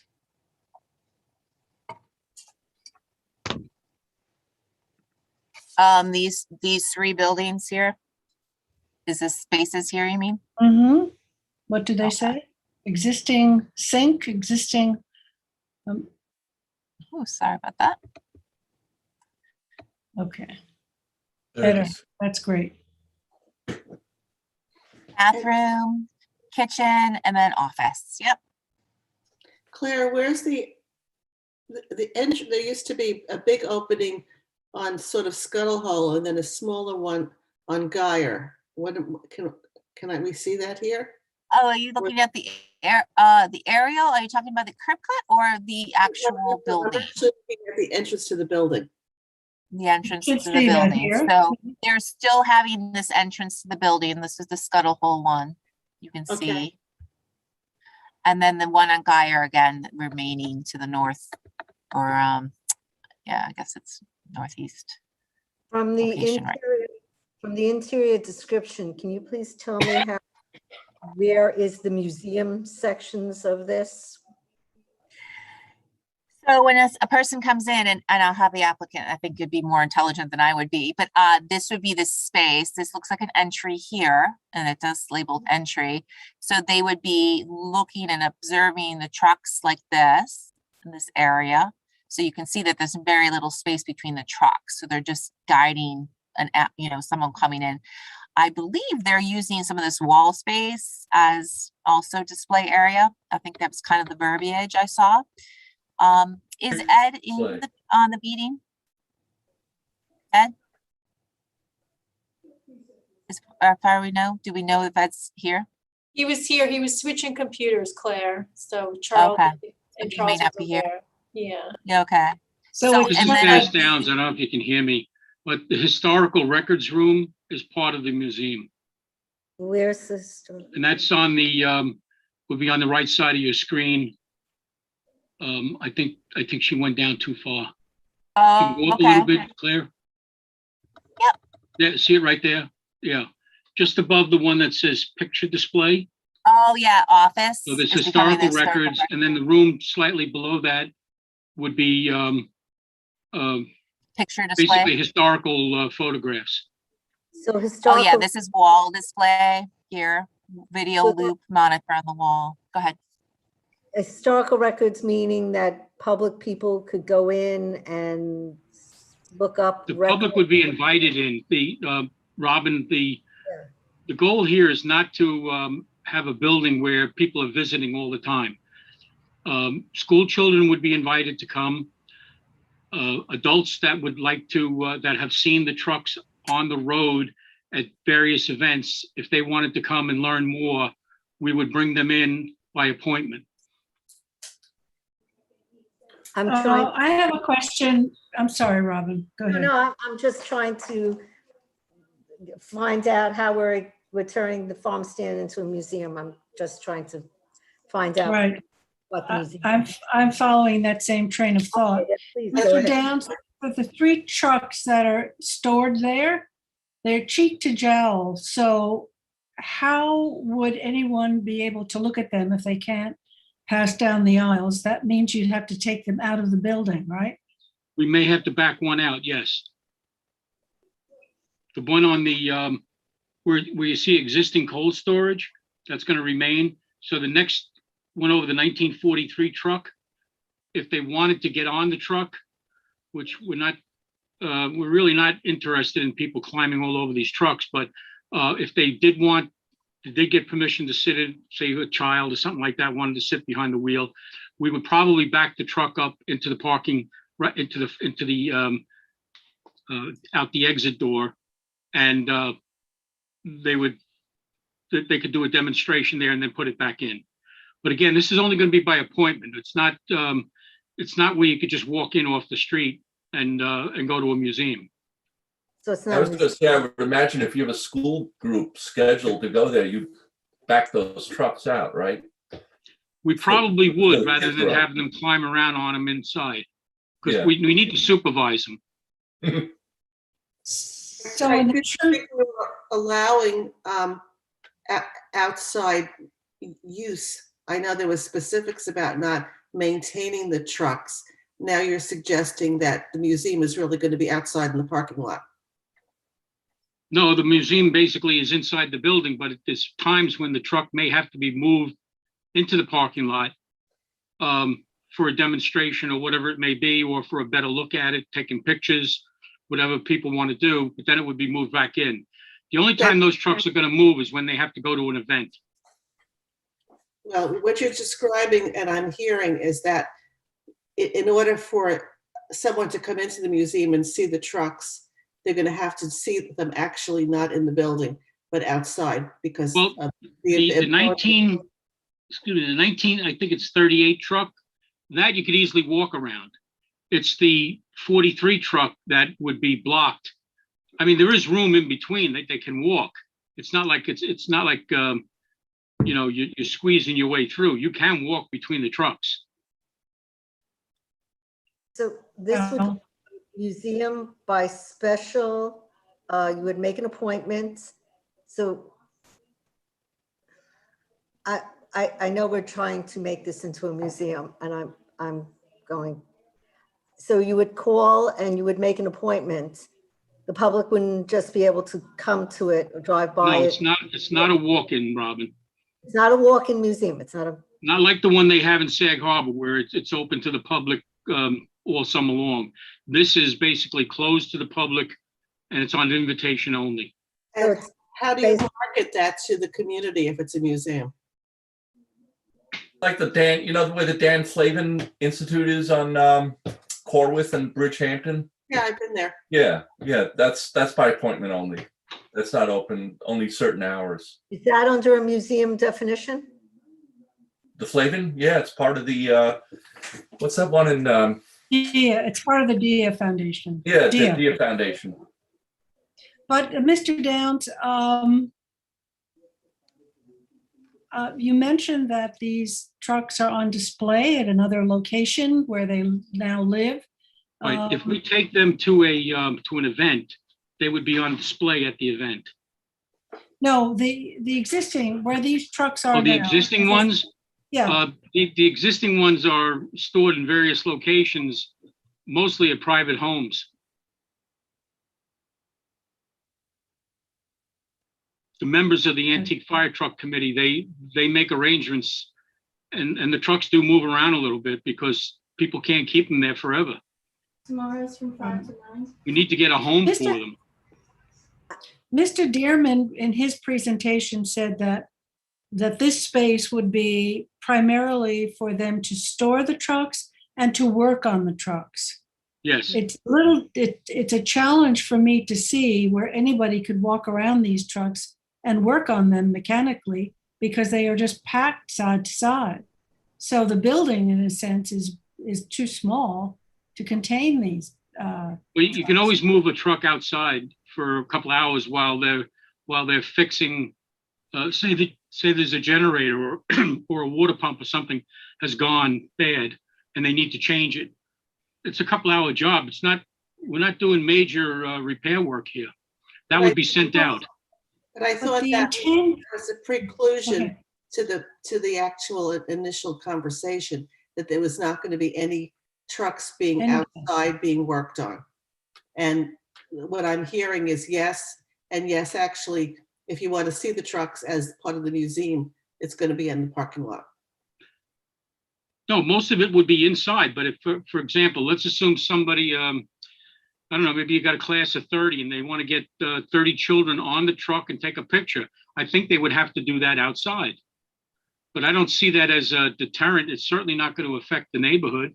There's no health, safety, or welfare issues. It's just a question of taking it out, doing the photographing, and bringing it back in. And I don't know how many times a year they're going to do that. I mean, that's up to the different school districts that choose to come and visit. I think got more than enough room for the buses to park off-site. I mean, on-site, and not affect the roadway. Well, the use here continues to expand the more we talk about it. And this is a special exception application. And the number one ingredient in a special application like this is it appropriate for the neighborhood? Well, Mr. LaFaro, my comment to that is, if it appears that we're going to be doing more than what we said we would be doing, we would have to come back and explain to you why and see if you would amend something. But for the most part, this is basically a place to warehouse 3 trucks that are worth a lot of money to the Antique Fire Truck Committee. They have a lot of history to them, and they'd like to make them presentable to the public in one form or another. But like I said, for the most part, these trucks are going to travel to an event, and that's where that's where the activity is going to take place. And then they'll bring them back here. But occasionally there will be mostly school children that would be invited to come and learn the history of these old fire trucks. Well, just to they want to. We don't even know if a teacher would want to. What Glorian is saying is that the 2 activities to work on these trucks would have to be outside, and the touring of the trucks would have to take place outside, which is contradictory to the initial prepresentation that we had, that nothing would be happening here. That these were just storage. If that's your decision, then that's what we'll have to abide by. It'll just be the warehousing of the trucks and the repairs inside. And then the ability for the trucks to be part of a museum is basically mitigated. Well, it's possible that we would take a truck out of there and move it to an event, and then if someone wants to come and look at the other trucks that are there would be plenty of room. We'll have to coordinate the schedules. It's not like we want to pack people into the building. That's the last thing we want to do. My last comment is we're trying to fit a 500-pound lady in a mini dress. So yeah, all right. Can we see the overall aerial there, Claire? And take a look at the parking and the yeah, just reduce it.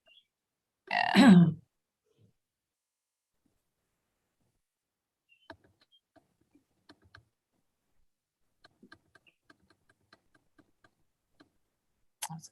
Tell me where the school bus, tell me where the school bus would go. Well, they would enter, they could enter off a Guyer, and then you see where that driveway used to go out to Scuttle Hole? There's plenty of room there for 3 or 4 buses to park. 3 or 4 buses. Oh, I don't know, okay. I don't even know how many kids would be coming. It's possible it's a 2nd grade class and it's 15 kids, I don't know. There'd be 1 bus. Claire, I think it would be useful for us to go through the special exception standards because that's what we're here for. Good. Okay. Yeah, no problem. I'm going to just switch this over to the.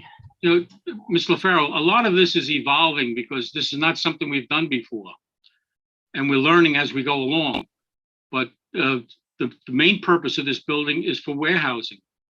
Correct. I know, but we may well have to keep this application open if it's evolving so that there'll be. Well, further I'll discussion have to and ask Ed. I don't know if Ed's on the line right now. I don't know if this committee has formulated you know, a whole plan for how they're going to operate there. Well, I think we need that. We can't approve something when you're not able to tell us what the plan is. All right. We can give you an outline of, well, actually, we'll give you a detailed plan as to how the facility will be operated. You're Mr. asking, Downs, I think the issue is we're looking at a site plan for a museum and then having a conversation about warehousing and maintenance. Right. Yeah. Well, it's a combination, Craig. I'm sorry. It's you know, you're warehousing some trucks, you're working on the trucks, and you're trying to promote the history of the trucks and antique firefighting as we knew it back in the 30s. Well, Like what they do in museums, do they have like curators that come in and work on the ceramics and the paintings, sort of like that? No, Like it's a all museum? volunteers. Would that be a normal museum activity? I think they call that curatorship. Dennis, they're all volunteers that work on this antique fire truck. Right, but I think we're talking about the use of maintaining the artifacts inside the museum and an essential component of museum use. I think that's what, or maybe we should go to the building inspector and find out if museums typically in their course of activity have curators come in to maintain the displays. Well, I think he said that it was a repository for, you know, a museum is a repository for artwork, trucks, things of that nature.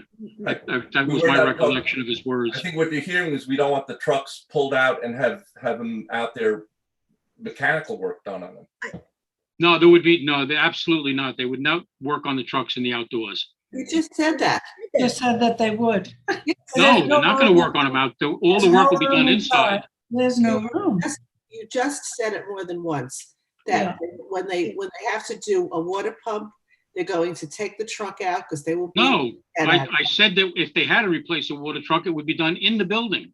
no, you said, No, you said outside. Well, if I did, then I correct myself. It's can I? all work will be done inside the building. There's no exterior work being done. The only time the trucks would be pulled out, I thought I said, was if they wanted to take a group photo.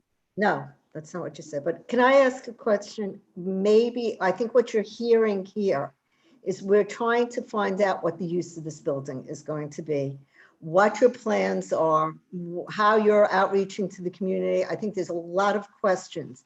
When it first came to us, it appeared to be a storage. When storage was not what could be used there, it turned into a museum. So now we're just asking you to clarify with specificity how the building is going to be used, the hours it's going to be used, the manner in which it's going to be used, where the repairs are going to be made or such. So we do not have this moving around. It's been a moving target and we can't aim at it. So if we want to, this report is a draft report. I think we're going to need more time. Well, we actually don't know what the report's supposed to be looking at. I think it's a special exception application because they want to put a museum in a residential zone. So it has to go through special exception standards. And each standard has to be replied, but it's very difficult to reply to the answers in the special exception questions if we don't have that exact information. For example, the first one, shall such a use be in harmony with and promote the general purposes and intent of 333? Well, we don't know. We don't know because we don't know how it's going to be used. I would say that if they're going to be trucks taken out and displayed and students coming and school buses coming, that it does not meet that standard, not at all.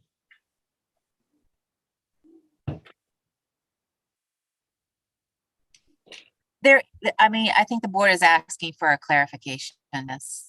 More Yeah, than I understand. I'm going to write something up and send it to you as an addendum to the application.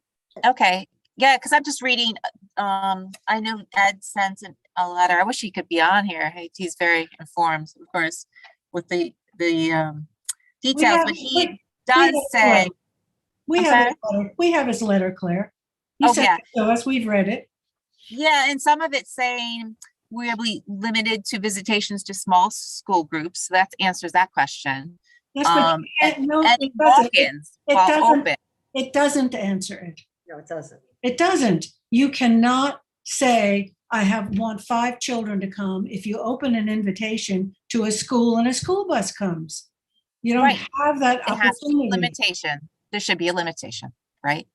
There should be We should detail. we should have an understanding because this was my discomfort the last time it was on.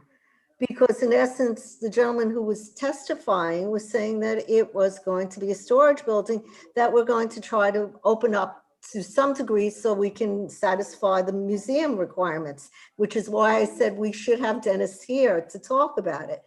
I think we need a plan, a business model of what they're going to use the building for with specificity. I don't think that's a wrong thing to ask for. No, it's a special exception application. You know, this is precedent setting because this is in an agricultural overlay district. And we're being asked to approve a storage facility in a building. And so. And outside parking lot use for, we're not quite sure. We've heard they're going to repair the trucks out there, but then they're not going to repair them. The kids are going to be outside to take pictures. That's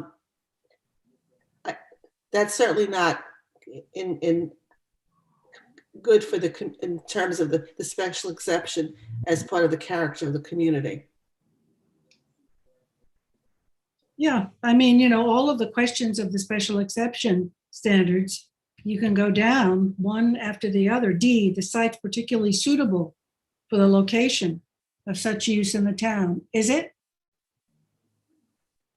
Claire, could you do me also a favor? Could you pull these special exception standards for the Children's Museum, the East End, which is in a residential zone, ag overlay district? I'm curious to see what the board's findings, as I participated in that application. And maybe we could jump across the street to the South Fork Historical Museum, residential zone, ag overlay district. Right, but those Just curious how those special exception standards were addressed in those two applications. That's also in a much more commercial setting, even It's though a residential zone, Gloria. I know that, but Yeah. just the character. I understand that, but just the overall character of There are houses along the turnpike, and they'll argue that they're residential. I'm not saying they aren't.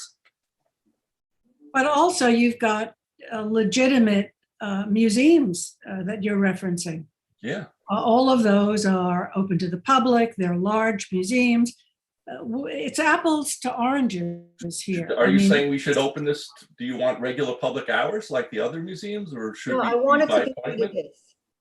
I want it to define itself. I want it to be what it is. I want I'm to. just curious to see how we handle the other museums. That's all. We have museums. We're not setting precedents. We have museums in AGA overlay districts, in residential zones, and I'm just curious.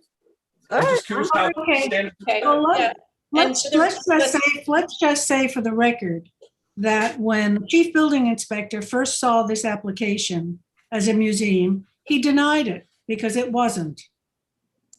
And then they went back, they added some artifacts, and he said it was a museum.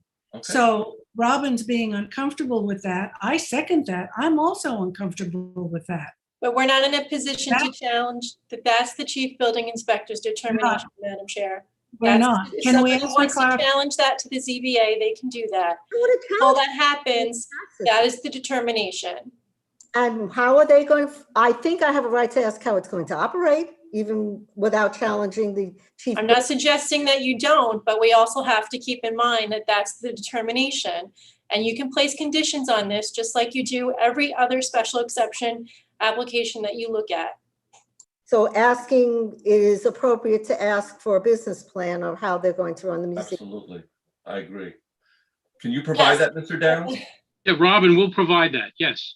I'll get it to you in the next 10 days. I just I need to meet with their committee so that I get all the input from them as to everything that they want to do. So a business plan, that's what you want. Yes. The hours of operation, he's coming. Yeah, business operation plan. The operation plan, don't call it a business. Yeah, Operation plan, right. I think that's very appropriate. Thank you. Dennis, we're gonna need more time. No problem. You have it. Deadline is July 8th. You need anything in writing from me, or is it okay verbally? Yeah, no, that please just follow up with a letter. Okay. We all feel July 8th is appropriate, or do you want August? Some more time. And we could always act on July 8th. 30 days. What's 30 days? I mean, July 22nd, I should say. October. 30 days? I mean, yeah. July 28th. Is that it? 26th. July 22nd is the meeting after that, and then we have August 12th. So 30 days from the July 8th meeting is August 2nd, 12th. Why don't we go August 12th, because then you'll have time to read the operating plan. August 12th. But okay. We will we'll have it on for discussion on the 8th with your information, with the updated special exception. I'll put any concerns I hear today in the reports. I'll give it to you plenty of time this time. And you can give me feedback, of course. Okay. Okay, so you want a letter saying extend the time till August 12th? Yes, and if everything works smoothly, we could always act on July 22nd. I'm going to recommend that we put it in a work session because, you know, discussing it endlessly in a regular session of the planning board is not getting us anywhere. So that's fine. Let's do it for work session for what date? July 8th. July 8th. If you can get us the operation schedule by then. Yes. And not the day before. We need time to. No, I understand. I got to get it to you a week before, which is probably like next week. Yeah, and if you can't do it, we'll just put it out till the next meeting. Just move it. Yeah. Yeah. Okay, I think that's all fair. I think. Why don't we act on the extension right now? That's all good with you guys? I'm sorry, Gloria, and you wanted to say something? I was just going to say, if we're doing a work session, I really would hope that Mr. Diamond, if I'm saying that correctly, yes, there as well. I mean, I think we're at a disadvantage today because we have been communicating with him in the past. We'll see him in person, right? Yes. No more Zoom. I know. I'm going to have to think about what I'm going to wear. Zoom's coming to an end, or? Yes. Yes. July 8th will be in person. There's Zoom. July 18th? Until the Delta variant starts surfacing, and then we'll be right back here. Don't even go there. July 8th will be in person. July 8th in person, okay. Yep. At a work session. If we get the information in sufficient time. Correct. To read I'll do my very best. I just have to meet with these guys and make sure I got everyone's input. Yeah, let's just say get it to us July 2nd, because we'll lose a day for the 5th, of course. So let's say July 2nd. Okay. Okay. And share with us the special exception standards that Dennis requested from the Children's Museum. I mean, we don't want all of them. Just pick one. The Children's Museum? Sure. That's easy. I can give you the staff report. Okay, That had. Claire, could you send that to me as well? of course. That Dennis Downs, response, thank you. well, let's not copy it. Is that the special exception standards? Correct. Your That's what staff, we're just looking like this for. report does, that has a formal answer to all the special exception standards for That we, children's that we museum. adopted. That we adopted. Correct. Correct. Okay. No problem. Okay, just an extension, August 12th, action Okay. deadline. Thank you. Motion by Dennis, second by Florian, all in favor. Aye. Opposed, abstentions, five in favor, one absent. Thank you. Thank you. Thanks, Dan. Thank you.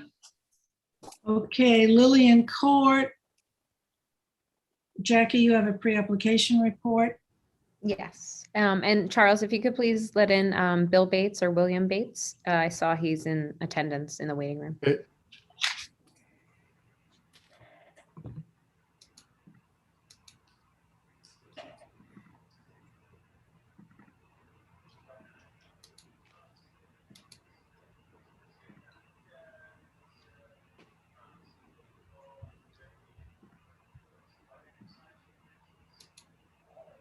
Bill, can you hear us? You're muted.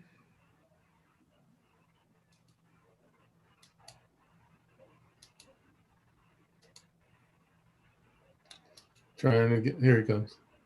Hello, Hi, Bill. Can you hear us? I can hear you. Can you hear me? Yes.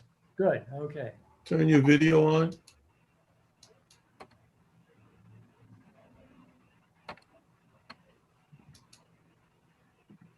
There you go. Okay.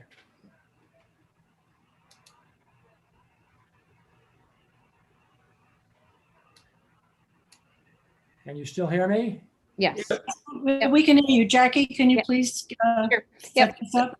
Yep. So these are the three parcels. This is 310 Montauk Highway, which has frontage on Montauk Highway, 19 Lillian Court, and 20 Lillian Court. And then here is, oops, sorry. This is like just a zoomed in version. So these are two existing homes. The lot line modification is proposing frontage to Lillian Lane. And there is a house here. Bill, it looks like it's in disrepair. So I did ask for some clarification on the condition of the house in the report. But this is the sketch of the plan. So currently it's like this, 310 Montauk Highway does not have frontage to Lillian Court. As a result of the lot line modification, they are asking that basically this portion serve as access to Lillian Court with an equal exchange of lot area. And then they're proposing an easement in this location, approximately 1,500 square feet with an additional lot line modification. So as the result, you'll be seeing this configuration here. Here is the pre-application report. So it's in the New York State archaeologically sensitive areas, medium and high priorities. So an IA system will be explored and required in the high priority zones, and the county, as we know, for any redevelopment will be requiring the new IA system as of July 1st. So this is a basic description of the property and all the improvements. So there's essentially two homes currently in good standing, and there is a certificate of occupancy that there's actually a structure, but no certificate of occupancy for the house that I could see. So this is a lot line modification. It's a complex explanation, but really it's just as I described, with an exchange of land to provide frontage to Lillian Court. It is a type 2 application. It is in conformance with the comprehensive plan. It basically just recommends residential areas, but it does focus more on the County Road 39 corridor. There is no park requirement at this point because the transfer of lands does not add any additional homes. Public comments, we had a hearing on April 8th, 2021. No public comments were received during the public hearing or within the set comment period. Planning issues, the planning board is noting for the record that the additional proposed frontage to Lillian Lane will possibly allow for further subdivision of the overall parcel at 310 Montauk Highway, known herein as Lot 1.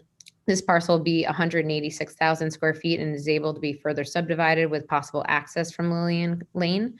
Therefore, if the applicant's intent is if that's the applicant's intent, it is recommended that lot line modification be revised to provide a full 50-foot wide frontage to Lillian Lane rather than the proposed easement area of 1,545 square feet, so that lot 3 will not be required to be a party of a future subdivision application. We received referral comments from fire prevention, which had recommended that the parcels be compliance with the driveway safety standards and that they be posted with that. So they had no real issues with it. We did not receive any comments from the Southampton Fire District. The town engineer offered their approval and said there would be no requirements at this time. The Town Conservation Board stated that they are seeking a lot line modification. The proposed action will not increase the residential density and have any adverse impacts. Therefore, the Conservation Board has no objections to proposed transfer. 3, a portion of the abutting town-owned property has been cleared consequence of residential landscaping activities. Consequential approval of lot line modification need be subject to removal of the existing lawn within the bounds of the town lot, which we can address.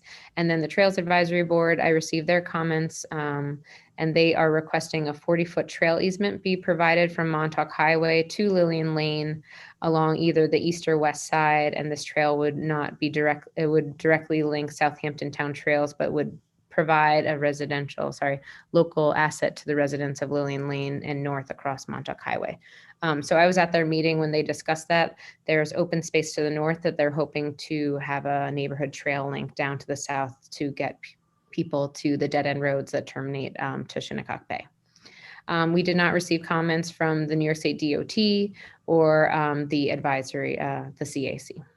So with the recommendations, I'm recommending that they proceed with the lot line modification, although I'm recommending they modify the plan to provide actual deeded frontage with the 1,500 square feet roughly to provide access to Lillian Lane. That way we don't have to deal with that. And what could be done if the applicants agree and if they want to be able to maintain that area for private use is that they provide a reciprocal reciprocal agreement so that it says that they have access to, be able to landscape or maintain that area, but it would be formally owned by Lot 1. I did recommend a 40-foot wide trail easement on the western side of the subject property, and connecting to Lillian Lane be provided on the revised plans. And you know what, I will add in here the grass encroachments. There's been some encroachments onto the town property, which I will add in as the new number 4. What did you say? I was just going to ask you that, if you were going to include that. Yes, I will include that. Sorry, I meant to. And when I was reading that, it refreshed my memory. And the town engineer's comments, are you responding to those? No, he actually had no comments at this time because there's no change in the current circumstances of the property. Both houses front on Lillian Lane and the property is served right now via Montauk Highway.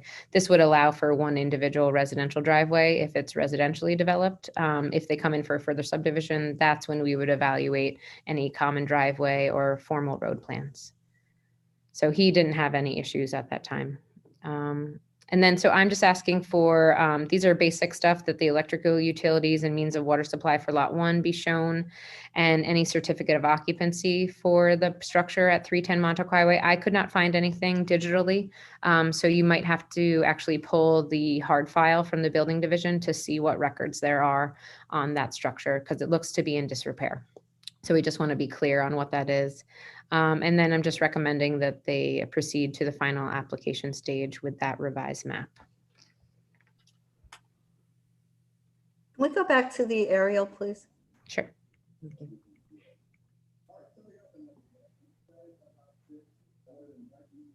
So where is the residence that's in disrepair? Is that where your cursor is? Yeah, this one right here. And these are both in good standing with certificate of occupancy and certificates of compliance. And ownership is 3 different parties, or? Yes. The large parcel is owned by 310 Montauk LLC. The parcel on the west is Laura Nigro, and the small parcel on the east is Louis Calobrius. Mr. Bates, can you please identify yourself for the record? Yes, my name is William Bates. I am the attorney for these three applicants, 310 Montauk LLC, Laura Nigro, and Louis Calobrius. Thank you.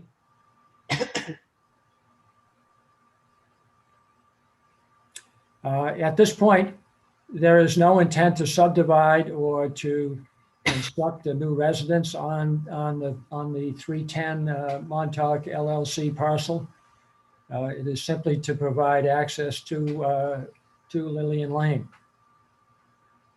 The agreement reached among the three parties was to do the lot line modification as it is shown. The 25-foot lot being transferred from the Laura Nigro parcel and a 25-foot wide easement being transferred from the Louis Calobrius parcel in exchange for being given additional property on the north side of both parcels, widening the two small residential parcels. It's an archaeologically sensitive area. Oh, isn't yeah. it? Yes, it There is. doesn't seem to be a problem with that. Yep.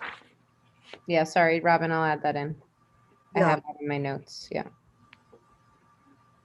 'Cause that should be noted, especially for that back parcel, because it looks like it's heavily wooded. And if anyone's going to start building or subdividing, we should be clear on that. Yep, I'm going to make that a requirement. How does the board feel, though, as the easement is proposed? I mean, I'm just looking at this, and it seems like with a 25-foot easement and a 25-foot frontage, it looks like there's looking at possible development potential for there to be a 50-foot wide road. And I understand that that's not the intent at this point, but what could happen is kind of 310 could essentially gain that 25-foot wide now and then give an easement to, I'm sorry, I forget the gentleman's last name. Calobrius, right? Calobrius on lot 3, so that he could maintain that if and until there is a subdivision contemplated. So it's kind of. Wasn't the engineer address that? I thought the engineer had something to say about that. In the engineer's report. Let's go back. The third point, a portion. Sorry, I keep skipping it. It would appear that there is future intent to subdivide lot 1. Therefore, I recommend that the portion of lot 3 that is proposed to be utilized as an easement transferred to lot 1 in the same fashion that parcel B is transferred from lot 1 to lot 2. This could create 50-foot road frontage and would facilitate future common driveway or potential road extension. So essentially it would, since we're going through the process now, it would provide for full frontage for a future road if they ever saw fit, rather than having to have the private entity and residential lot be a party to that in the future. Right. I think the point is that that is something that's in the future, perhaps. And if it occurs, then it would be necessary to obtain, probably obtain a 50-foot wide access. At this point, it is not necessary, or they may never subdivide, in which case they have made a plan to do something for something which will never occur. So Bill, you're drafting all of these easements? Yes. Did I understand this is going to trigger an IA system on the two properties? Well, it's in the medium and the high priority. So only if there's a substantial renovation is the existing sanitary systems are not going to be implicated Okay, so at this point. The lot line transfer is not going to trigger it. That's what I just want to clarify. The lot line transfer is not triggering the necessity for the IA systems. Is that correct? I don't believe so, but this would be subject to health department approval. So they would, I don't know the condition of the existing sanitary systems, but assuming that they're in good standing, I don't believe it would. And they may receive a waiver. If they have data that the systems are older, they might require a new sanitary system to be done. Well, let's put that in as a finding. Let's put it in as. Sure. if, a condition, so that at least it's the question, which is a good one, is covered. Yep.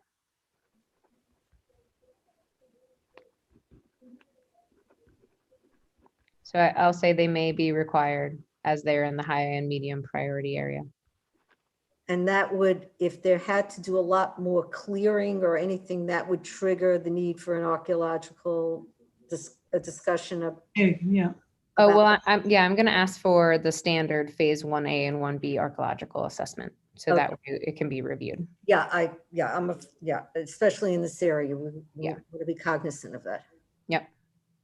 And Jackie, when you're phrasing the IA systems, you should include the July 1 date from Suffolk County. Yep. I will add that. I don't know why there should be a review of that kind of thing. There really is, at this point, no plan for additional construction or additional residences. But if it's required, it's required. We just don't know. So better to just state it. A pre-app report gives you just a heads up about what could be, so it helps you. Yeah, it's just a heads up, and I have to admit I'm not clear on the health department requirements, but and what defines a substantial, construction or, so they're going to look at that, and it may be required, but if the systems are in good standing, it may not be, Bill. Okay. Mm-hmm. They might also require you to demolish the structure and the existing sanitary system for the older home that's in disrepair at 310 Montauk Highway. So I've seen that happen before. Yeah, Bill, we don't have the answers to those questions. That's why we're bringing that the health department could turn around and say, you need to do this, you need to do that. We don't know. When everyone starts looking at an application, things come out that, oops, we didn't know about. So it appears very simple at this point, but we don't know. Yeah. All the details, right? How does the planning board feel about my first recommendations, given that the applicant's representative testimony says they don't intend to further subdivide? Could you go to that section Sure. on the screen, please? Yeah. Thank you. So it's split between two pages. It says the planning board acknowledges that the lot line modification will allow for road frontage from Lillian Lane. The planning board supports the intent of lessening the traffic impacts on Montauk Highway if lot 1 is further subdivided, although the planning board recommends that lot 3 provide the shown proposed easement of 1,545 square feet as a true transfer of land to lot 1 so that the neighboring property does not need to be a party of the future subdivision. So again, as I said, there may never be a future subdivision. Yep. So that you may be anticipating something that will never occur or may occur far into the future. Yeah, I mean, Bill, the thinking is if you're here now and you're doing it and the intent was to have that frontage, it's cleaner to do it now rather than have that applicant, or owner be a party to the future application. And if they still want to enjoy that 1,500 square feet, they could still do so. It would just belong to lot 1 and then be usable by lot 3. It's kind of like a flip of the situation that you're proposing. But I just wanted to see if the planning board wanted to amend the language. I'm confused. I'm sorry. So what you're trying to do is say, we're going to make the change between 2 and 3. And in that, making an understanding that if one subdivides, you don't have to call 2 and 3 back in? Is that? Yeah, so what's happening right now, Robin, is this would be transferred as 25 foot of frontage. We all know that for a future road, you'd need 50. This 50 is proposing it as an easement till lot 310, which is lot 1. I was asking if you want to do the reverse, which is have 50 foot of frontage. So that way in the future, this would be able to come in under one entity to subdivide, but give this applicant the ability to utilize this property, even though it would belong to lot 1, allow lot 3 to utilize it if and until that point when it is subdivided. Does that make sense? So it would be deeded to lot 1 now, allowing lot 3 to use it if that's the intent. I don't know. I understand what you're thinking, but right now that's not in the plan proposed by the applicants. Okay. So I was just wondering if the planning board wants to rephrase any of the of that language, of that, yeah. Given Bill's testimony. I mean, you're giving a direction in that, correct? Can you go back to it, Jackie? Sure. Mhm. Language, because it's. So it's more here. And then it says, although the planning board recommends that lot 3 provide the shown proposed easement of 1,500 square feet as a true transfer of land so that the neighboring property does not need to be. So maybe I could say the planning board, recommends this, but it's not an absolute, I could Do we change. recommend it, or are we just Yeah, giving them a heads up? I mean, is it Yeah. the board recommend? Maybe points out. Points out, yeah. Okay.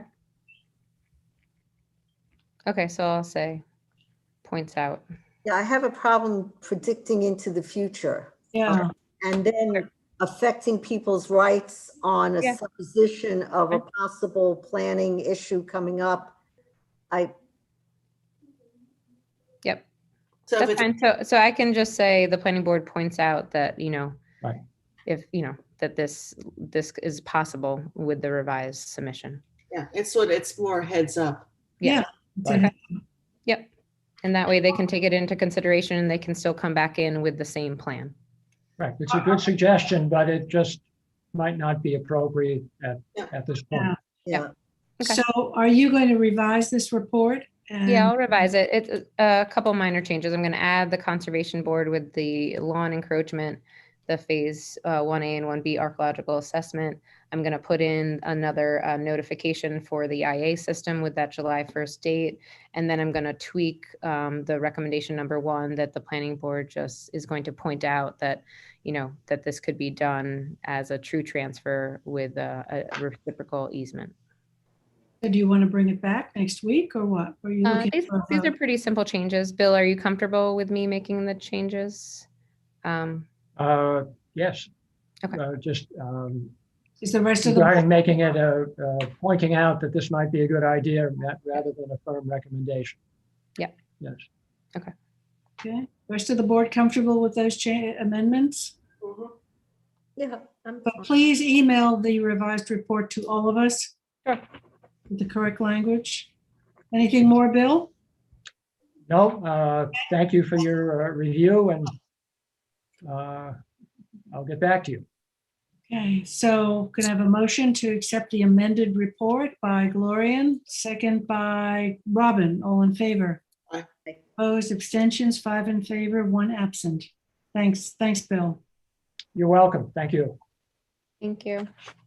Jackie M4 Lumber Holdings. Yes, that is an extension of the action deadline. I just received a letter. They're working on the engineering issues as discussed previously. So they've asked for an extension of the action deadline to July 22nd. Okay. Motion on the extension. Motion. By Glorian, second by Dennis, all in favor. Aye. Opposed, abstentions, 5 in favor, 1 absent. Claire, Ponquag Manor, an amendment to the covenant.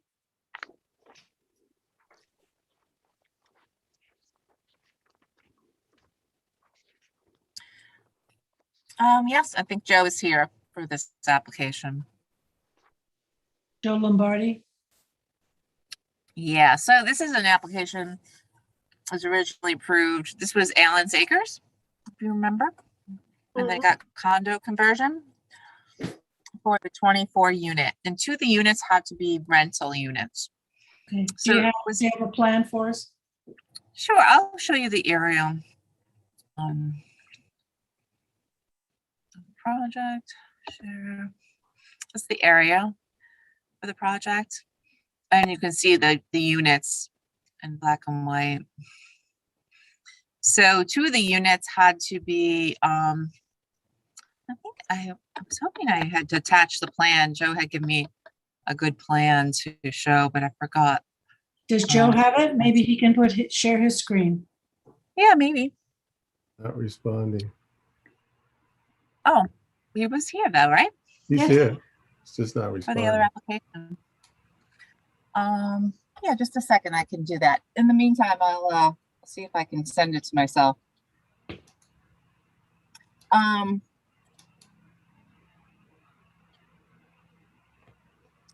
So what it is designating two of the units as the rental units on the property and putting it in the covenant. The covenant to date says that two of the units shall be designated and shall be shown on the site plan, which we could do. We could just acknowledge the site plan indicating the two units.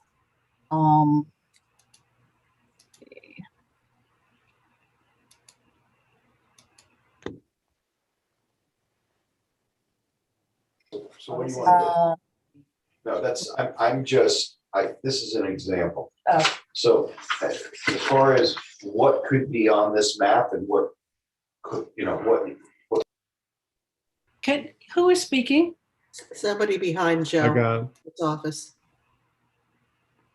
Claire, Joe is here if you wanted to see if he has the plan. Okay, thanks. And I'm gonna look for it too. He just disappeared. is this part of the Rayner group? Yes. Yes. Because they asked. I have another person from the Rayner group.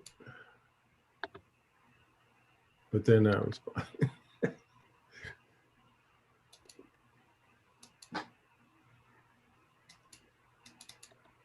So is the application just asking for the designation of which units are going to be rental? Correct. Floor plan, out of the plan. Is this a condo plan? It is a condo plan, yes. Do they have to revise the proposal that they filed with the state? Yes. No. They do This not. is your requirement and your covenants on the property. It's Joe. Joe? Hello. Hi, Joe. Do you think you could share your screen with us? Because Claire said you have a good map. Let me see if I can find it. I do. I found it. Okay. She has it, so. Okay. But this is a condominium. The conditions of approval included setting aside 2 units for transient use. So they're rental, they can't be sold.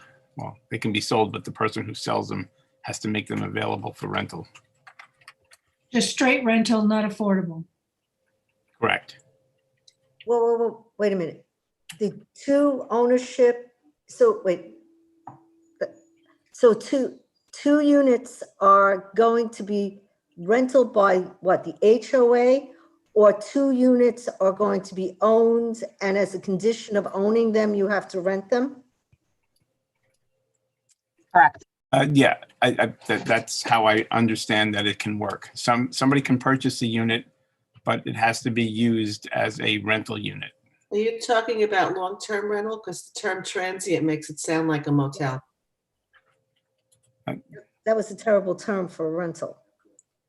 I don't see transient in the covenant document. Okay. Claire, I found the site plan. Would you like me to share it? I found it too, with the one with the actual designation. I'm just trying to with get the it to green. open. With the green. Yeah, you found it too. Yeah, Yeah. right. Yeah. Yeah, it's probably for you to share it. Okay. If you could, that'd be great. Can you guys all see it? Mm-hmm. Okay. So this is the designation in the green here. So they're on the canal side. They are. Mm-hmm. Yeah, this is the road. This is Gloucester. So Kathleen, maybe you can help me understand this. You can sell a unit to someone and then restrict their rights for it only to be a rental?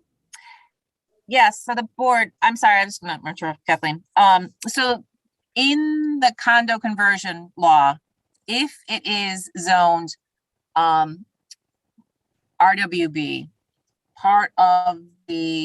a portion of the units have to be transient. They have to be rental units. The intention was that you wouldn't lose all the rental units in the town of Southampton by changing a motel into those. There would be some elements of transient left for that. So this is the code, they require it. And so we had to designate 2, and these are the 2 that they're proposing.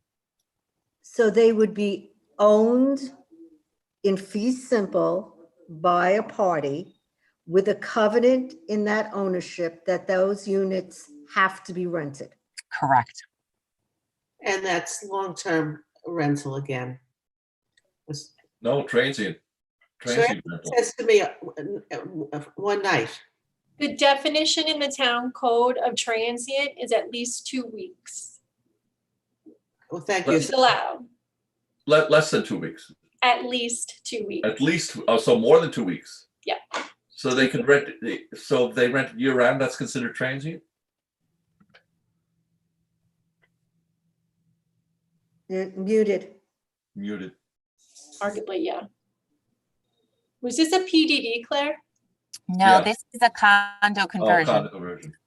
So this is the condo conversion law. And as I said before, it was the RWB that makes it a requirement in this case for a certain number of years. Claire, is this helpful at all? The declaration? That's the original. Oh, this is the proposal. This is the proposed one, which is Okay. 3 and 4. Sorry, Yeah. I just searched rental. Sorry, I wasn't sure. So if it this was- is by yeah. town code. The town code is a layer over the condo conversion plan. Just so I Yeah, it's a standard. So you don't usually come up on this because usually the condo conversions are an R20, right? Or a residential zone. They're not usually in RWB. But because part of this property was an RWB, there was a requirement for the rental units in this case. May I see paragraph 5 of the original declaration that we're deleting in its entirety and replacing with this new file? That I do have, Jackie, if you want to You stop do? sharing the screen. Okay. Yeah, I'm sorry. that's okay. Oh. Does not like me.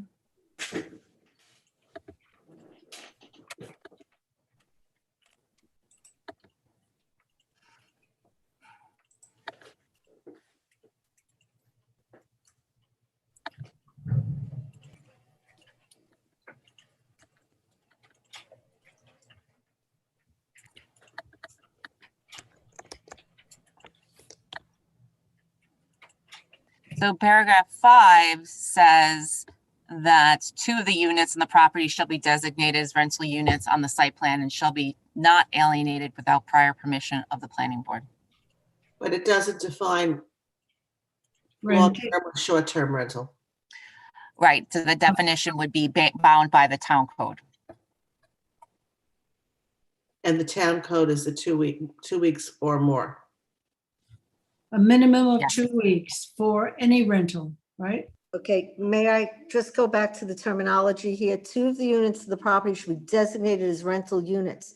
Is that in fee ownership with covenants required in there, or is it 2 rental units being maintained by the condominium board? Good questions. We'd have, All of the units are fee title. I don't think we allowed the board to retain any of the 2 units, right? These are 24 units, condo units being created. It could be common areas, like, I don't know what was the intent of this. It's, I'm trying to understand this. It says 2 of the units shall be designated as rental units on the site plan and shall not be alienated, which is that, doesn't that usually mean sold or without permission of the, I'm not quite sure what the intent was here. It sounds to me like that they could be owner occupied then. That's how I'm, I don't know. They can or cannot be owner occupied. Can we get a clarification as to what the intent was on the? if the amendment is if they alienate that section, then I think then the owner could live there, but I'm not a lawyer. I am, and I'm confused. we can confused too. pull the initial planning board approval and see if that lends any clarity. Do we know when that was? What year? Sure, just 1 The second. covenant was signed in 09, Jackie, so I'm assuming it was on or about 2009. 9, 10. I would be, Time ago. I would be uncomfortable with voting on this until we understand what the fee ownership is, who's maintaining the rent. Before I put a designation, what type of rentals did they plan to have? I think we've got to get some background information on this. Yeah, because they want to amend the covenant, Yeah. so. Well, I suggested amending the covenant because the designation hadn't happened yet. Which units? None of the units have been sold to date. So I said, which ones are the rental units? And they finally decided on 3 and 4. But I think it needs to be in a covenant because those units need to be rental units going forward. But who are we writing the covenant to? I mean, what Robin is saying is a really good question. But I have another What's question. the ownership? We have also decided as a board, when we've had workforce or rental housing or such, we like to look at the whole development and make sure that we're not isolating or in any way, remember on the other one that we did, we're very careful where rental units are going to be, that they're part of the community, they're not stuck in an area. I'm not comfortable making a designation when I don't understand the development, how it's moving, and I'm just not comfortable with this. I have more questions than answers. Okay. So the question, who's going to own them, right? Why? Fee ownership or HOA? Yeah, why we're choosing those 2 units in particular? What is the bedroom breakdown on those 2 units? I'd like to know if there's a fee simple. Does the homeowners, the condominium association, are they going to govern the rentals, the rental applications? These are very serious questions. Claire, are you able to show the board where the 2 units are proposed to be rented? Yeah. Oh, yeah, I'm sorry. Jackie, could you show again? They're in a prime spot from my perspective, overlooking the water. Well, I think the point is to make it available for tourism, right? Yeah. If they're on the water, which is great. I think that's part of the intention. There you go. Okay, but rental has not, in that covenant, rental is not defined as transient or as long-term. I think we need to look at what their intent is. Right. They don't use the word transient. No. It's So in the code. Someone could rent that on a long-term basis, say for a year. Who's making the determination who's doing the rental? Is the condominium association going to have guidelines on how, are they going to govern who's going to rent? Are they going to approve the rentals? Or is the town going to approve the rentals? Is there a fee? I'm sorry, I have just a lot of questions. Yeah, it's a very rare occurrence. So yes, is there a mechanism? No, but if it could be enforced, obviously, if someone complains about it. But how would they know, right? But who are they complaining to? Is the homeowners association, is the condominium association controlling the guidelines on the rental, or is the town's rental code governing it? I'm not sure. I'm trying to read this. Yeah, the town's in my opinion, the town's rental code should govern any rental within the town of Southampton. So is it a transient or is it a long term? Do they need a permit? I think they need a permit no matter what. I'm not sure our code distinguishes between transient and long-term, other than to say transient is you can't rent if it's less than 2 weeks. And you do need a rental permit within the town to rent, no matter what. Anybody should be getting a rental permit within the town if they're renting. So could they be more restrictive in their rental and on how they want to control this? Do we have condominium rules? I don't know the answer to that, but the board would have, I mean, again, the town of Southampton, I believe, retains jurisdiction over a rental of any property within the town. So going back to 2009, when this condominium conversion, when this site plan was approved, the law of Southampton required that in RWB there be 2 rental units. Claire? Jackie, we see you doing your email. Oh, I'm sorry. Can you close it up? Yeah. Yes, 2 rental units, correct, pursuant to the town code. So I think the question that Robin had, which I echo, is that who's going to own them? Is it? These are good questions, and let's, if the applicant can address them. I think they're pretty straightforward questions. Joe, any response, or do you want to get back to us?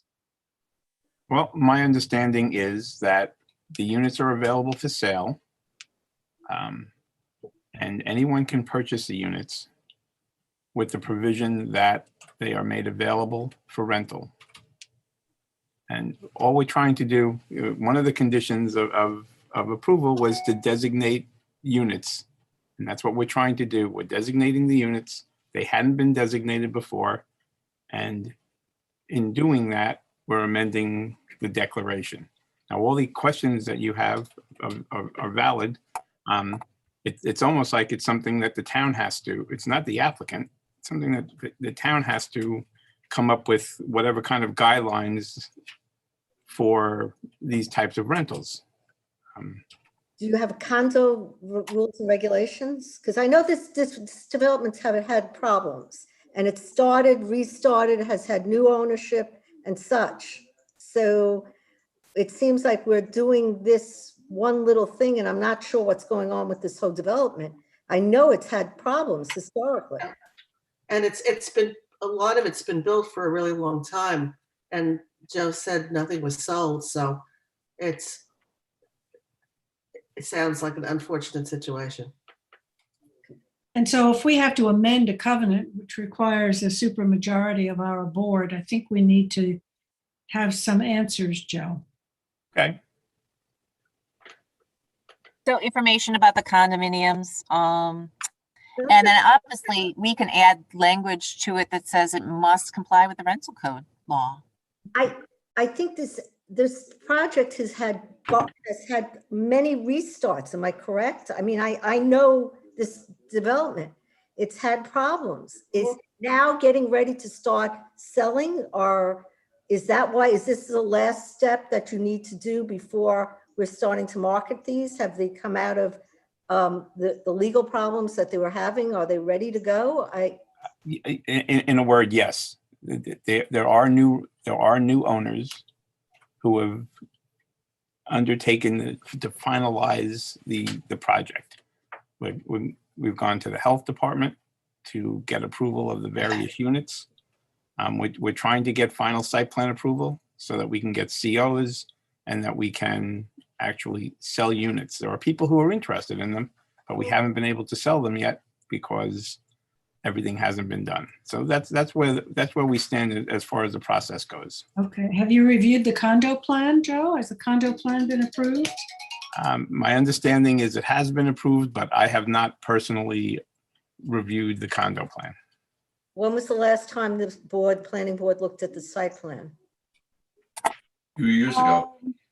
When? I'm sorry, Dennis. It was a few years ago. You looked at it recently. You looked at it recently to amend the decision in 2017. It's 4 years. 4 years ago, yeah. There, did this also have the pyramid height thing more recently? For some of it. Yeah. Yeah. Also, the covenant amendment would require a public hearing, actually. Well, I'm not quite sure how we can amend something that we somewhat don't understand. Right. So, Jackie, should we get a work session, get everybody in to just review the program, see if we need to? well, I think they need to do their work rather than have us doing their work. Okay. And get a better explanation when it comes back on the agenda. When do you think that might be, Joe? It's up to you. Next month, Yeah, I would try to get something back to you within 30 days? a week or two, so it could be on an agenda, maybe towards the end of next month. Okay. We'll pencil you in for July 22nd and we'll figure it out from there. Okay? Okay. There's no action. No And I wrote down all your questions so we can relay them to the applicant. Okay. Okay. Thank you very much. Thanks, Joe. Number 18, Jedi Holding. That's you, Claire. That is me. So I think Suzanne Flanagan is Gil Flanagan. So I don't know if he can be let in. So Jedi Holding is one that you had reviewed and approved a couple of years ago for the site plan application. And hopefully I have this available.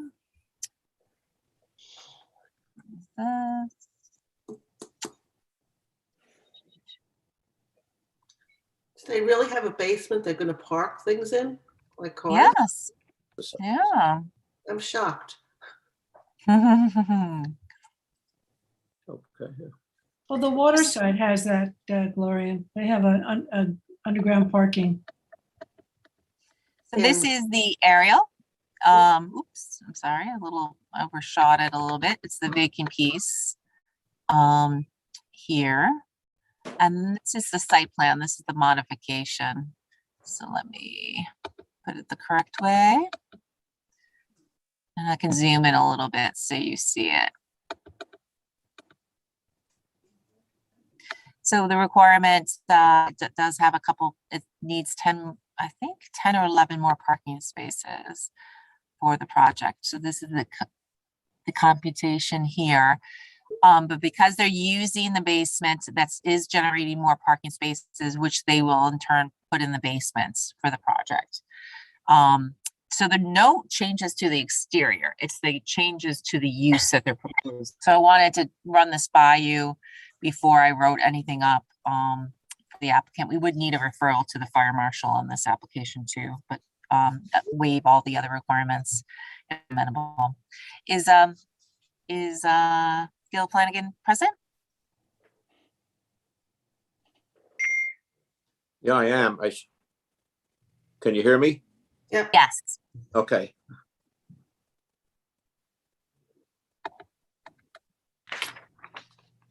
Yeah. You want to This is- just introduce it? Yep. Yeah, I think this is a relatively straightforward application. As Claire says, there really aren't many changes to the approved plan already.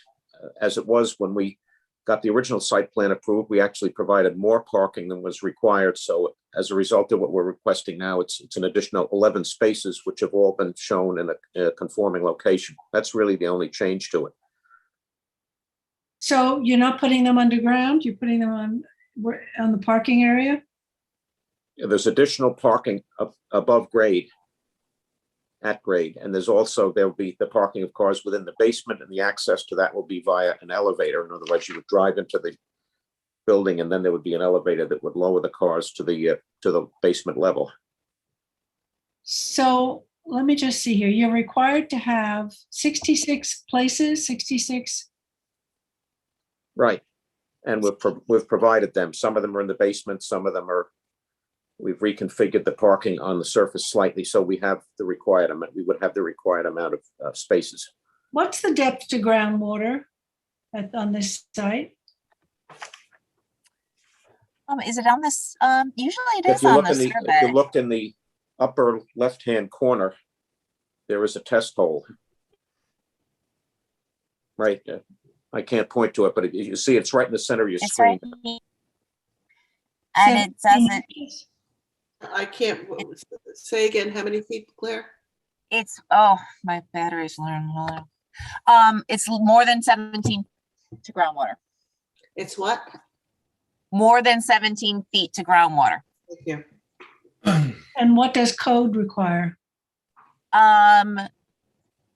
What code? That's the depth that usually you do a test hole to, because it won't interfere with any drainage structures being installed. Right, so my question is, what does the town code require for underground storage, for underground parking? Do we have The depth to groundwater? Do we have any standards that people need to follow? No, there is no standard. That's 'cause we don't have this is an odd thing. Yeah, So what this is saying is that they're going to build it, but they're not going to hit groundwater with the building and the structure. And are there any code issues regarding exhaust fumes inside a garage? It's a good question. I mean, I'm assuming you're going to have to drive off the elevator, put the car somewhere. So that would be a question. Yeah, like proper ventilation. Mm-hmm. I can certainly ask the design people about that. If you could answer the question, I can include any requirements in the resolution. The Right, conditions okay. that the and board's good with. any environmental issues with cars and spillage of gasoline and oil? It'll probably be the same concerns you'd have if people are parking at grade. Right, you're closer to groundwater than up above. And we haven't even, as Claire pointed out, we haven't even hit groundwater at a depth of 17 feet. It's probably much deeper than that. Right, the structure is not going to be 7. Do you know what the depth is, Gil? I'm sorry, I couldn't Do you hear. know what the depth, how deep they're going to create the basement?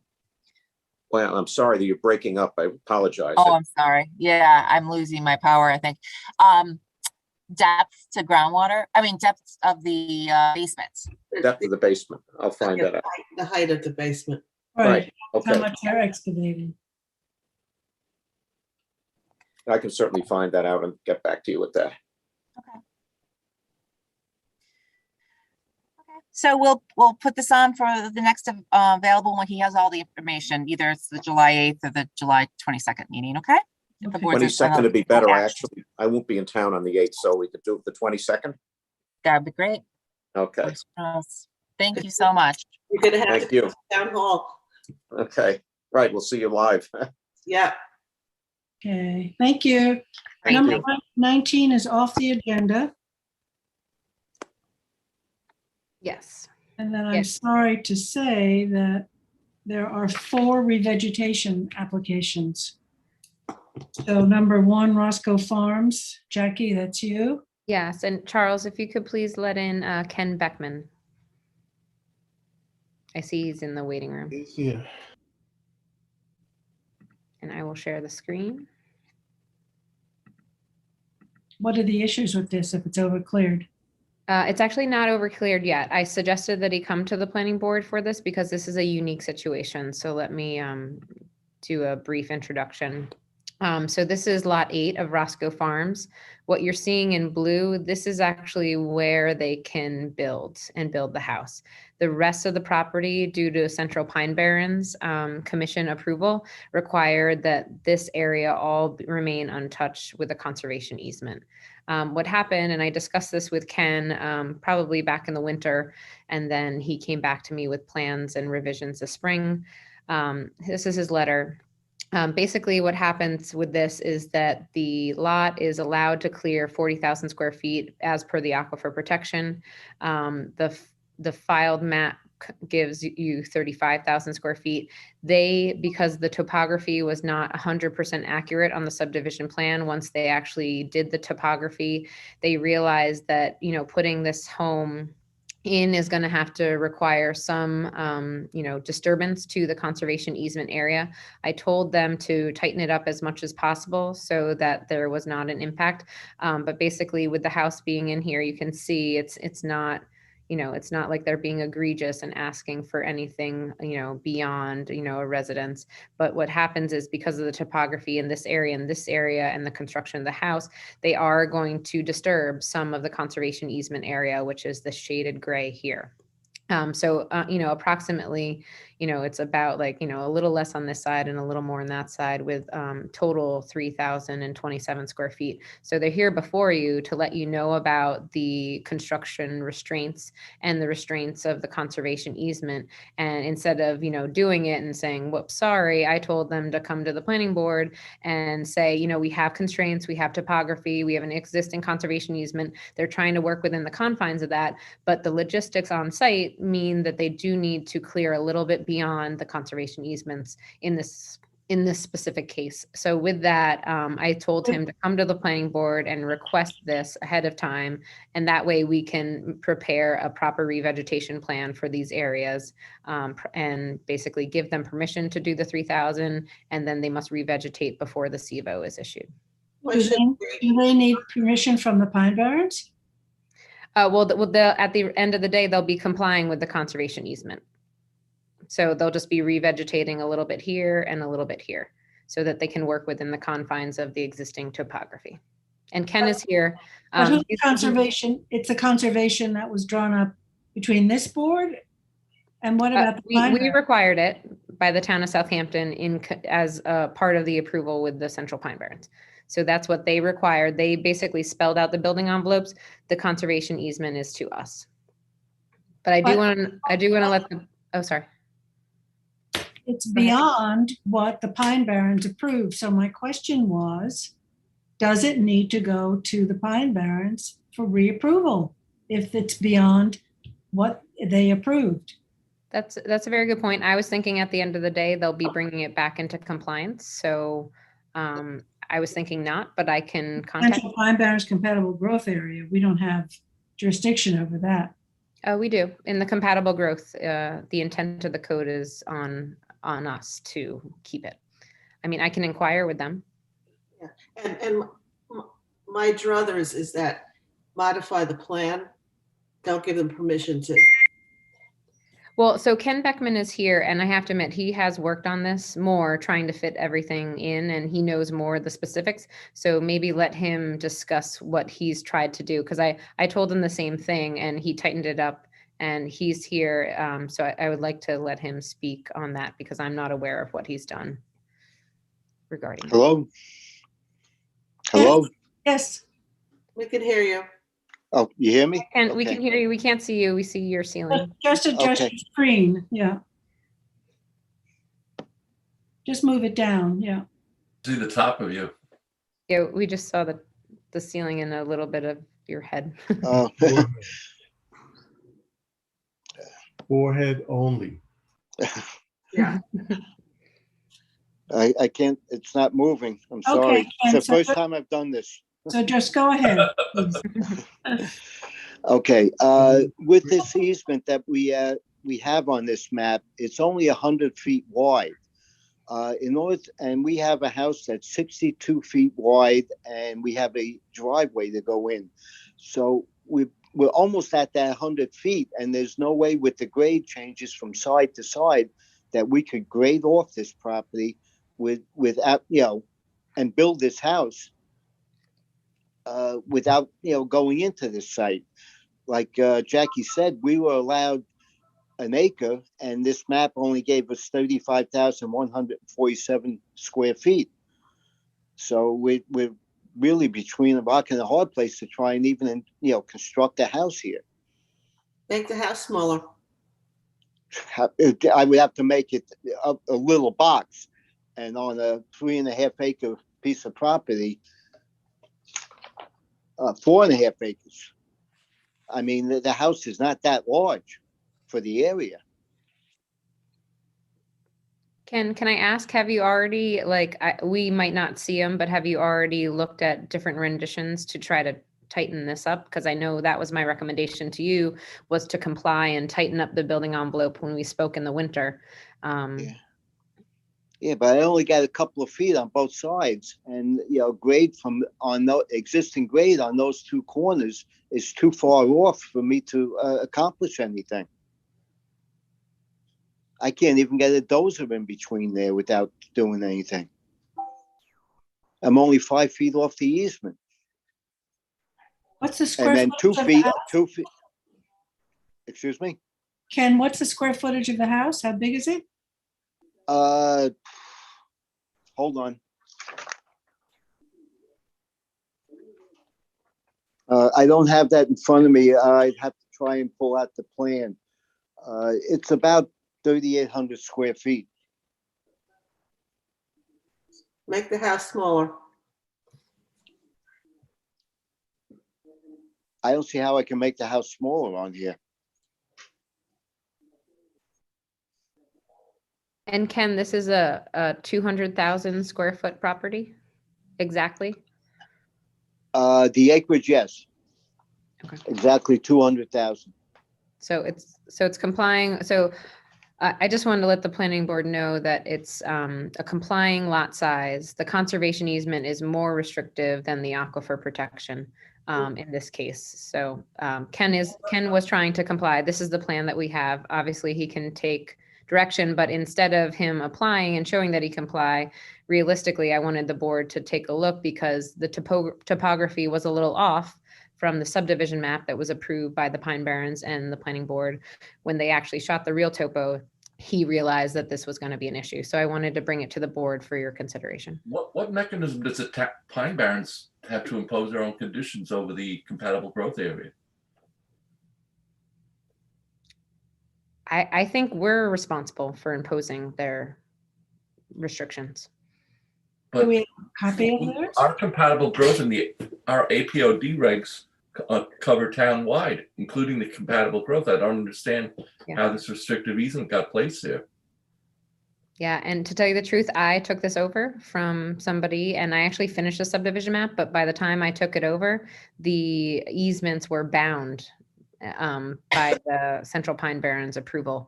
And there was no moving them basically. So he's coming to you with a realistic construction, issue. And I just wanted to make the planning board clear. And I thought him asking for, and showing you this ahead of time, would be better than a situation where he shows he complies and then doesn't and is coming back and having worse disturbance. Can you just clear up one thing for me? So Sure. you're saying that he will over clear during construction and then re-veg? Yes. Get into compliance? Correct. The bottom, at the time of the C of O. Correct.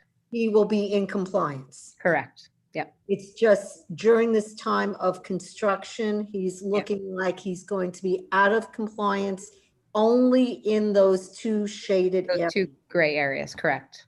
Yep. But before he gets the C of O, he will be back in compliance. Is that correct? Yes, correct. And I just wanted the planning board to be aware of this because he has legitimate restraints. I did ask him to modify and he did modify. He basically said this is the best he can do with the existing topography. So I wanted the board to be aware of this construction restraint. There's no action for us to take.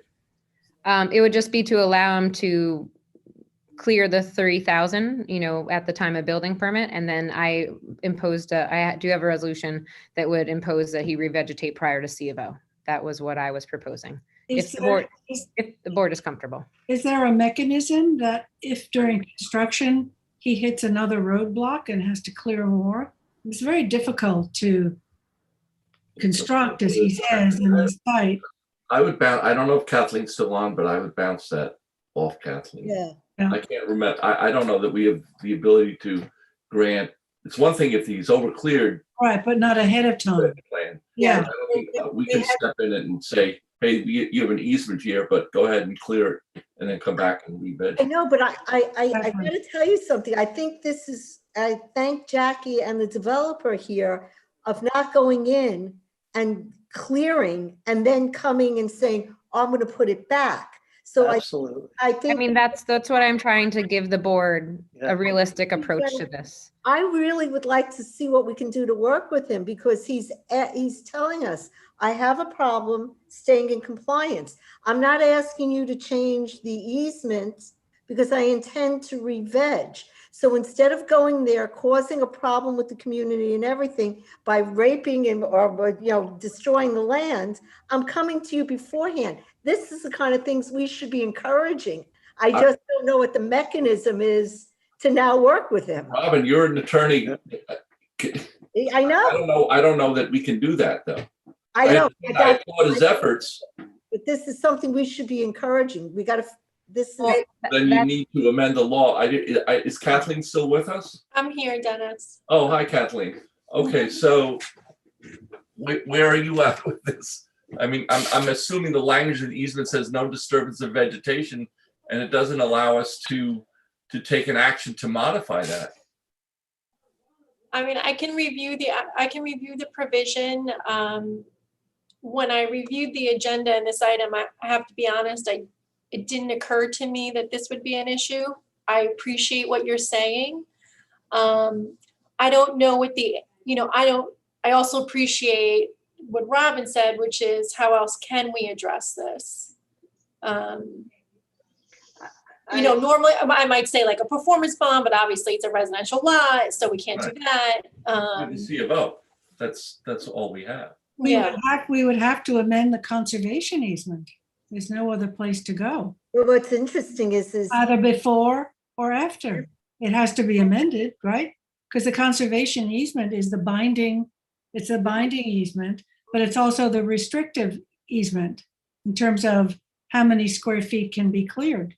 Yeah, but what he's saying is even going into it, I'm gonna build my house, and then I'm gonna put it back immediately. And this is something we should encourage, is people not going in, clearing without discussing it with us, not having a plan for re-vegging. This is exactly what we want to do. I don't know what the mechanism is. Maybe it's something that we've got to look at, but I would want to encourage this type of behavior versus the guy who goes in and just. I think Kathleen's going to tell us that we can't give him permission to violate the easement, but I don't know. I haven't seen the language of the easement, but I think she's going to tell us that at the end of the day. That would be my sense as well, because it's a conservation easement that the Pine Barrens Commission weighed in, and our conservation. So, I mean, I don't know, Robin, that logically that's so, because I can anticipate people coming in saying, I don't have enough room to build. You have to let me clear more than what I'm allowed, but I'll put it back. Yeah, I mean, I just wanted to make you guys aware of this because he's been communicating with me, and I thought it was a good effort that he could bring it to the board and show you the realistic constraints before ending up in a situation where he's out of compliance. You asked him to tighten it up. Yep, and I think where was it before he tightened it up? How much more? He's looking at 3,027 square feet. We can ask him for the previous versions, because he came to us, he wanted to show that it was really hard to comply. We get that, Jackie. Yeah, I'm just saying I can ask him for those previous plans. I don't know if I've seen them all. Ken still here? Yes, I am. How much overcleared were you before you tightened it up? It was quite a bit more than what we have, but as another solution, as far as the clearing, we can tighten up on the driveway right now because we don't need the full width. And we will be staking out the limits of clearing, and the dozer will not go past that. We will have that, fenced off and so forth during construction. So we will not go past what we're showing. But I can tighten up on the driveway now because I don't need all of that. Well, that's a good modification. That's good. More we talk about it, maybe it won't be overcleared at all. And I'll go over the conservation easement with Kathleen, and we can bring this back on for another date. Right, and just see what he's not going to use on the driveway. Yeah, I would just like to add that I don't agree with Robin on this one. I feel very strongly that we have rules for a reason. And as Jackie said, once you start negotiating to modify those rules, forget about the legal issues. It just opens the door for more. I'm still annoyed with the re-veg plan we had to review on Middle Line Highway. When they came to us and said exactly what we're hearing now. I need to overclear in order to build what I wanted to build. We said, go back and look at your plan. They went and built the thing, sold it, and now they're back to us for the re-veg. So they got what they wanted. And it should not have happened in the first place. I think we have to be stronger. I'm done. Okay, good. All right, so no action on Roscoe Farms until we get that additional information. Matthew? I'm awake. I'm still here. All right, is Move yours, right through these. Nothing has how come. bad is this for veg? All right, so the first one that I have is for Wild Duck Estates. This is lot number 1, 5 Wild Duck. This is in Flanders, way up north. They were found to have disturbed this 47-foot wide buffer. It's actually a conservation buffer that has to do with wetlands that was imposed as part of the 2-lot subdivision that you see here. So we actually did get through Marty's office, but he was comfortable with, our review as there's a road between the house and this buffer. So this plan is just to restore, a portion of the buffer that has been disturbed. There's also covenanted clearing restrictions here at 50%, which they are in compliance with. We have a nice plan that's going to put in some good species, bayberry and what have you, into the buffer. The square footage that they took out. It's not really in square footage, Jackie, only because it's just a disturbance of the buffer. They didn't quantify it, but this is just to re-veg that entire area, so it's in compliance. 47 feet wide. Yeah, this whole thing is 47 feet wide, so it's just a portion of the buffer that's been disturbed right here. Okay. So we have standard conditions on this, only a little bit different that I'm asking them to, prior to the issuance of a building permit, to put that construction fence at the limits of the buffer rather than their clearing. Now, with me being more strict about this, Absolutely. do we know what was taken out prior? I can only see what's still there. There's oak trees, there's pine trees. I've been to the property. And some of the surrounding properties, there's a lot of lowbush blueberry. There's some bayberry across the street. So we're getting back the appropriate species. Yeah, I'm just, again, that was something I had brought up the last time. Yeah. It's hard for us to know. Just with the number of parcels that we have, exactly what's there. I have good imagery, but I can't see what's already gone, unfortunately. I can try and look at street views, but even in that case, Robin, a lot of stuff has, been disturbed. To the best of your knowledge, this is as of equivalent and as close as we can get. Yeah. We can get. Okay. It's interesting though that the more we talk about these re-vegs, and there's so many of them every meeting, that we need to continue to keep detailing it a bit more. And Absolutely. Maybe, as you said, I don't know what was there before. Maybe there'll be some kind of requirement that we can ask what the vegetation is. Either they can submit a Polaroid, a visual of something. So Yeah, it's basically on the record. Yeah, and a lot of us, what we use, what's appropriate for the area, because everything's identified by the natural community that's there, and why, me looking at neighboring properties to see what's growing in the area. So that's what we're going to recommend to go back in. Right. A lot of wetlands around there. Correct. Yeah. Yeah, that's why that buffer. That's why the buffer's there. Yeah. That's right. And there's no financial fine for any of these re-veg. Essentially, the way it is, I guess eventually it could make its way through justice court if the people were very non-compliant, but essentially the application fee is the fine. The application fee for the whole thing, though. And the cost of the and the cost of the plants. Well, I think what we're all saying is that we'd like to make this part of the code stricter. Yeah, we should look at that. I hear you. And I know it can be frustrating because it seems like we get a lot, but it's a sort of a double-edged sword. The more we get, the more we're correcting. That means the system is working, that the building inspectors are catching it, code enforcement is catching it. So we're headed in the right direction, even though it seems like we're doing more. And if we make it more financially negative, maybe people would think twice before they did it. Out in the Hamptons, I don't know, Gloria. I would hope so, but I'm kind of on the same page as Dennis, unfortunately. I put my Pollyanna glasses on. All right, motion to approve this re-veg plan for Wild Duck by Gloria, second by Dennis. All in favor? Aye. Opposed, abstentions, 5 in favor, 1 absent. And then Matthew Bridgewood, 66. Yes, Tansy Lane, as you know, Bridgewood is limited to 11,000 square feet. This one, if you can see in the aerial, it looks like there's a lot of good tree cover. The issue is there is no ground cover. It's mostly lawn. So the plan speaks mostly to Wow. putting in some native ground cover and, just some trees as well. Standard conditions on this, they were, I think, over by 6,000 square feet. So significantly, Wow. only because they had no understory. Okay. Okay, motion to, for this re-veg plan by Gloria, second by Craig, all in favor. Opposed, abstentions, 5 in favor, 1 absent. Chardonnay Acres. Moving on to Chardonnay Acres. Unfortunately, this one's a little bit more egregious. This is Oh, one my. completely cleared. I've been out to the property. Oh.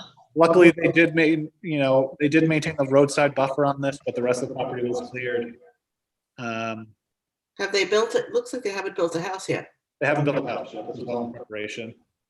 This came out last year. We've been working out to rectify this. I mean, I heard in one jurisdiction, not around here, that you don't get your C of O. I mean, you don't get a building permit if you've cleared land. Correct. Well, they, building permits are not supposed to be issued here as well unless they demonstrate compliance with the code, including their clearing limits. On this, we are getting a significant amount of trees, as you can see. I don't know the precise number, but it is a lot. And they have also already installed project limiting fencing, a silt fence at the limit of clearing that's proposed. So once they do either do site work here or work to do this planting, it's not going to be affected. And they're in the APOD. Yes, all these are, or for the most part. Are they going to install that before they get a building permit, Matt? Yes, they have to. That's a condition that we have, and it's already in, actually. I mean, Good. Good. So they'll put all that in before Yep, they can build. correct. I mean, they won't have to revegetate. They still have the 1-year period, but the fence has to go in, prior to the issuance of the building permit.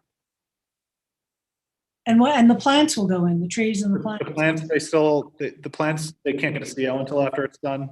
And our conditions now are that it's 1 year to install with this 1 6-month extension. But I thought you just said that they're not going to get a permit to build unless it's re-vegged. No, that was the fence, Jackie. Just the fence. Yeah, the project limiting fence, so they don't there's nothing left to disturb, but so once they know where they can improve beyond. Well, that's another improvement that we might be able to make, that if something is cleared beyond a certain percentage, they have to re-veg before they get a building permit. Yeah, I hear you on that. My concern was with that also is I don't want them to put something in and then, take it out. Well, this is all in the rear. It's all in the rear of the property. It's not where the rear, on the side, and the front. So yeah, routinely I've seen building envelopes get blown out, and yeah, I think we're on the right track with the year period. But I can make some more suggestions yourself, Matthew, and let us know what you're thinking about since you see this all the time. Yeah, helpful. You're the re-veg king. Yes, Veg man. Yeah. Jackie's the old file map. You all have your little niches. Yes, we do.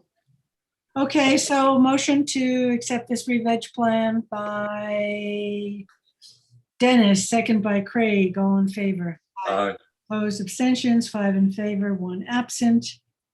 Secra, Anthony? Yes, let's see here. Just real Jack? quick.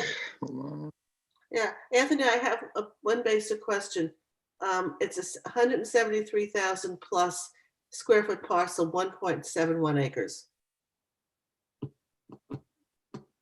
The math doesn't. Lorian is the math maven. Oh. I mean, I always look at those numbers when I read the application. Probably more than 1.71 acres, right? Yep, we'll fix that. Sorry about that. So anyway, this is, there will be a 2-lot subdivision of this property. We did a pre-submission on this. It's in the agricultural overlay district, so it's a type 1 action, which requires coordinated review.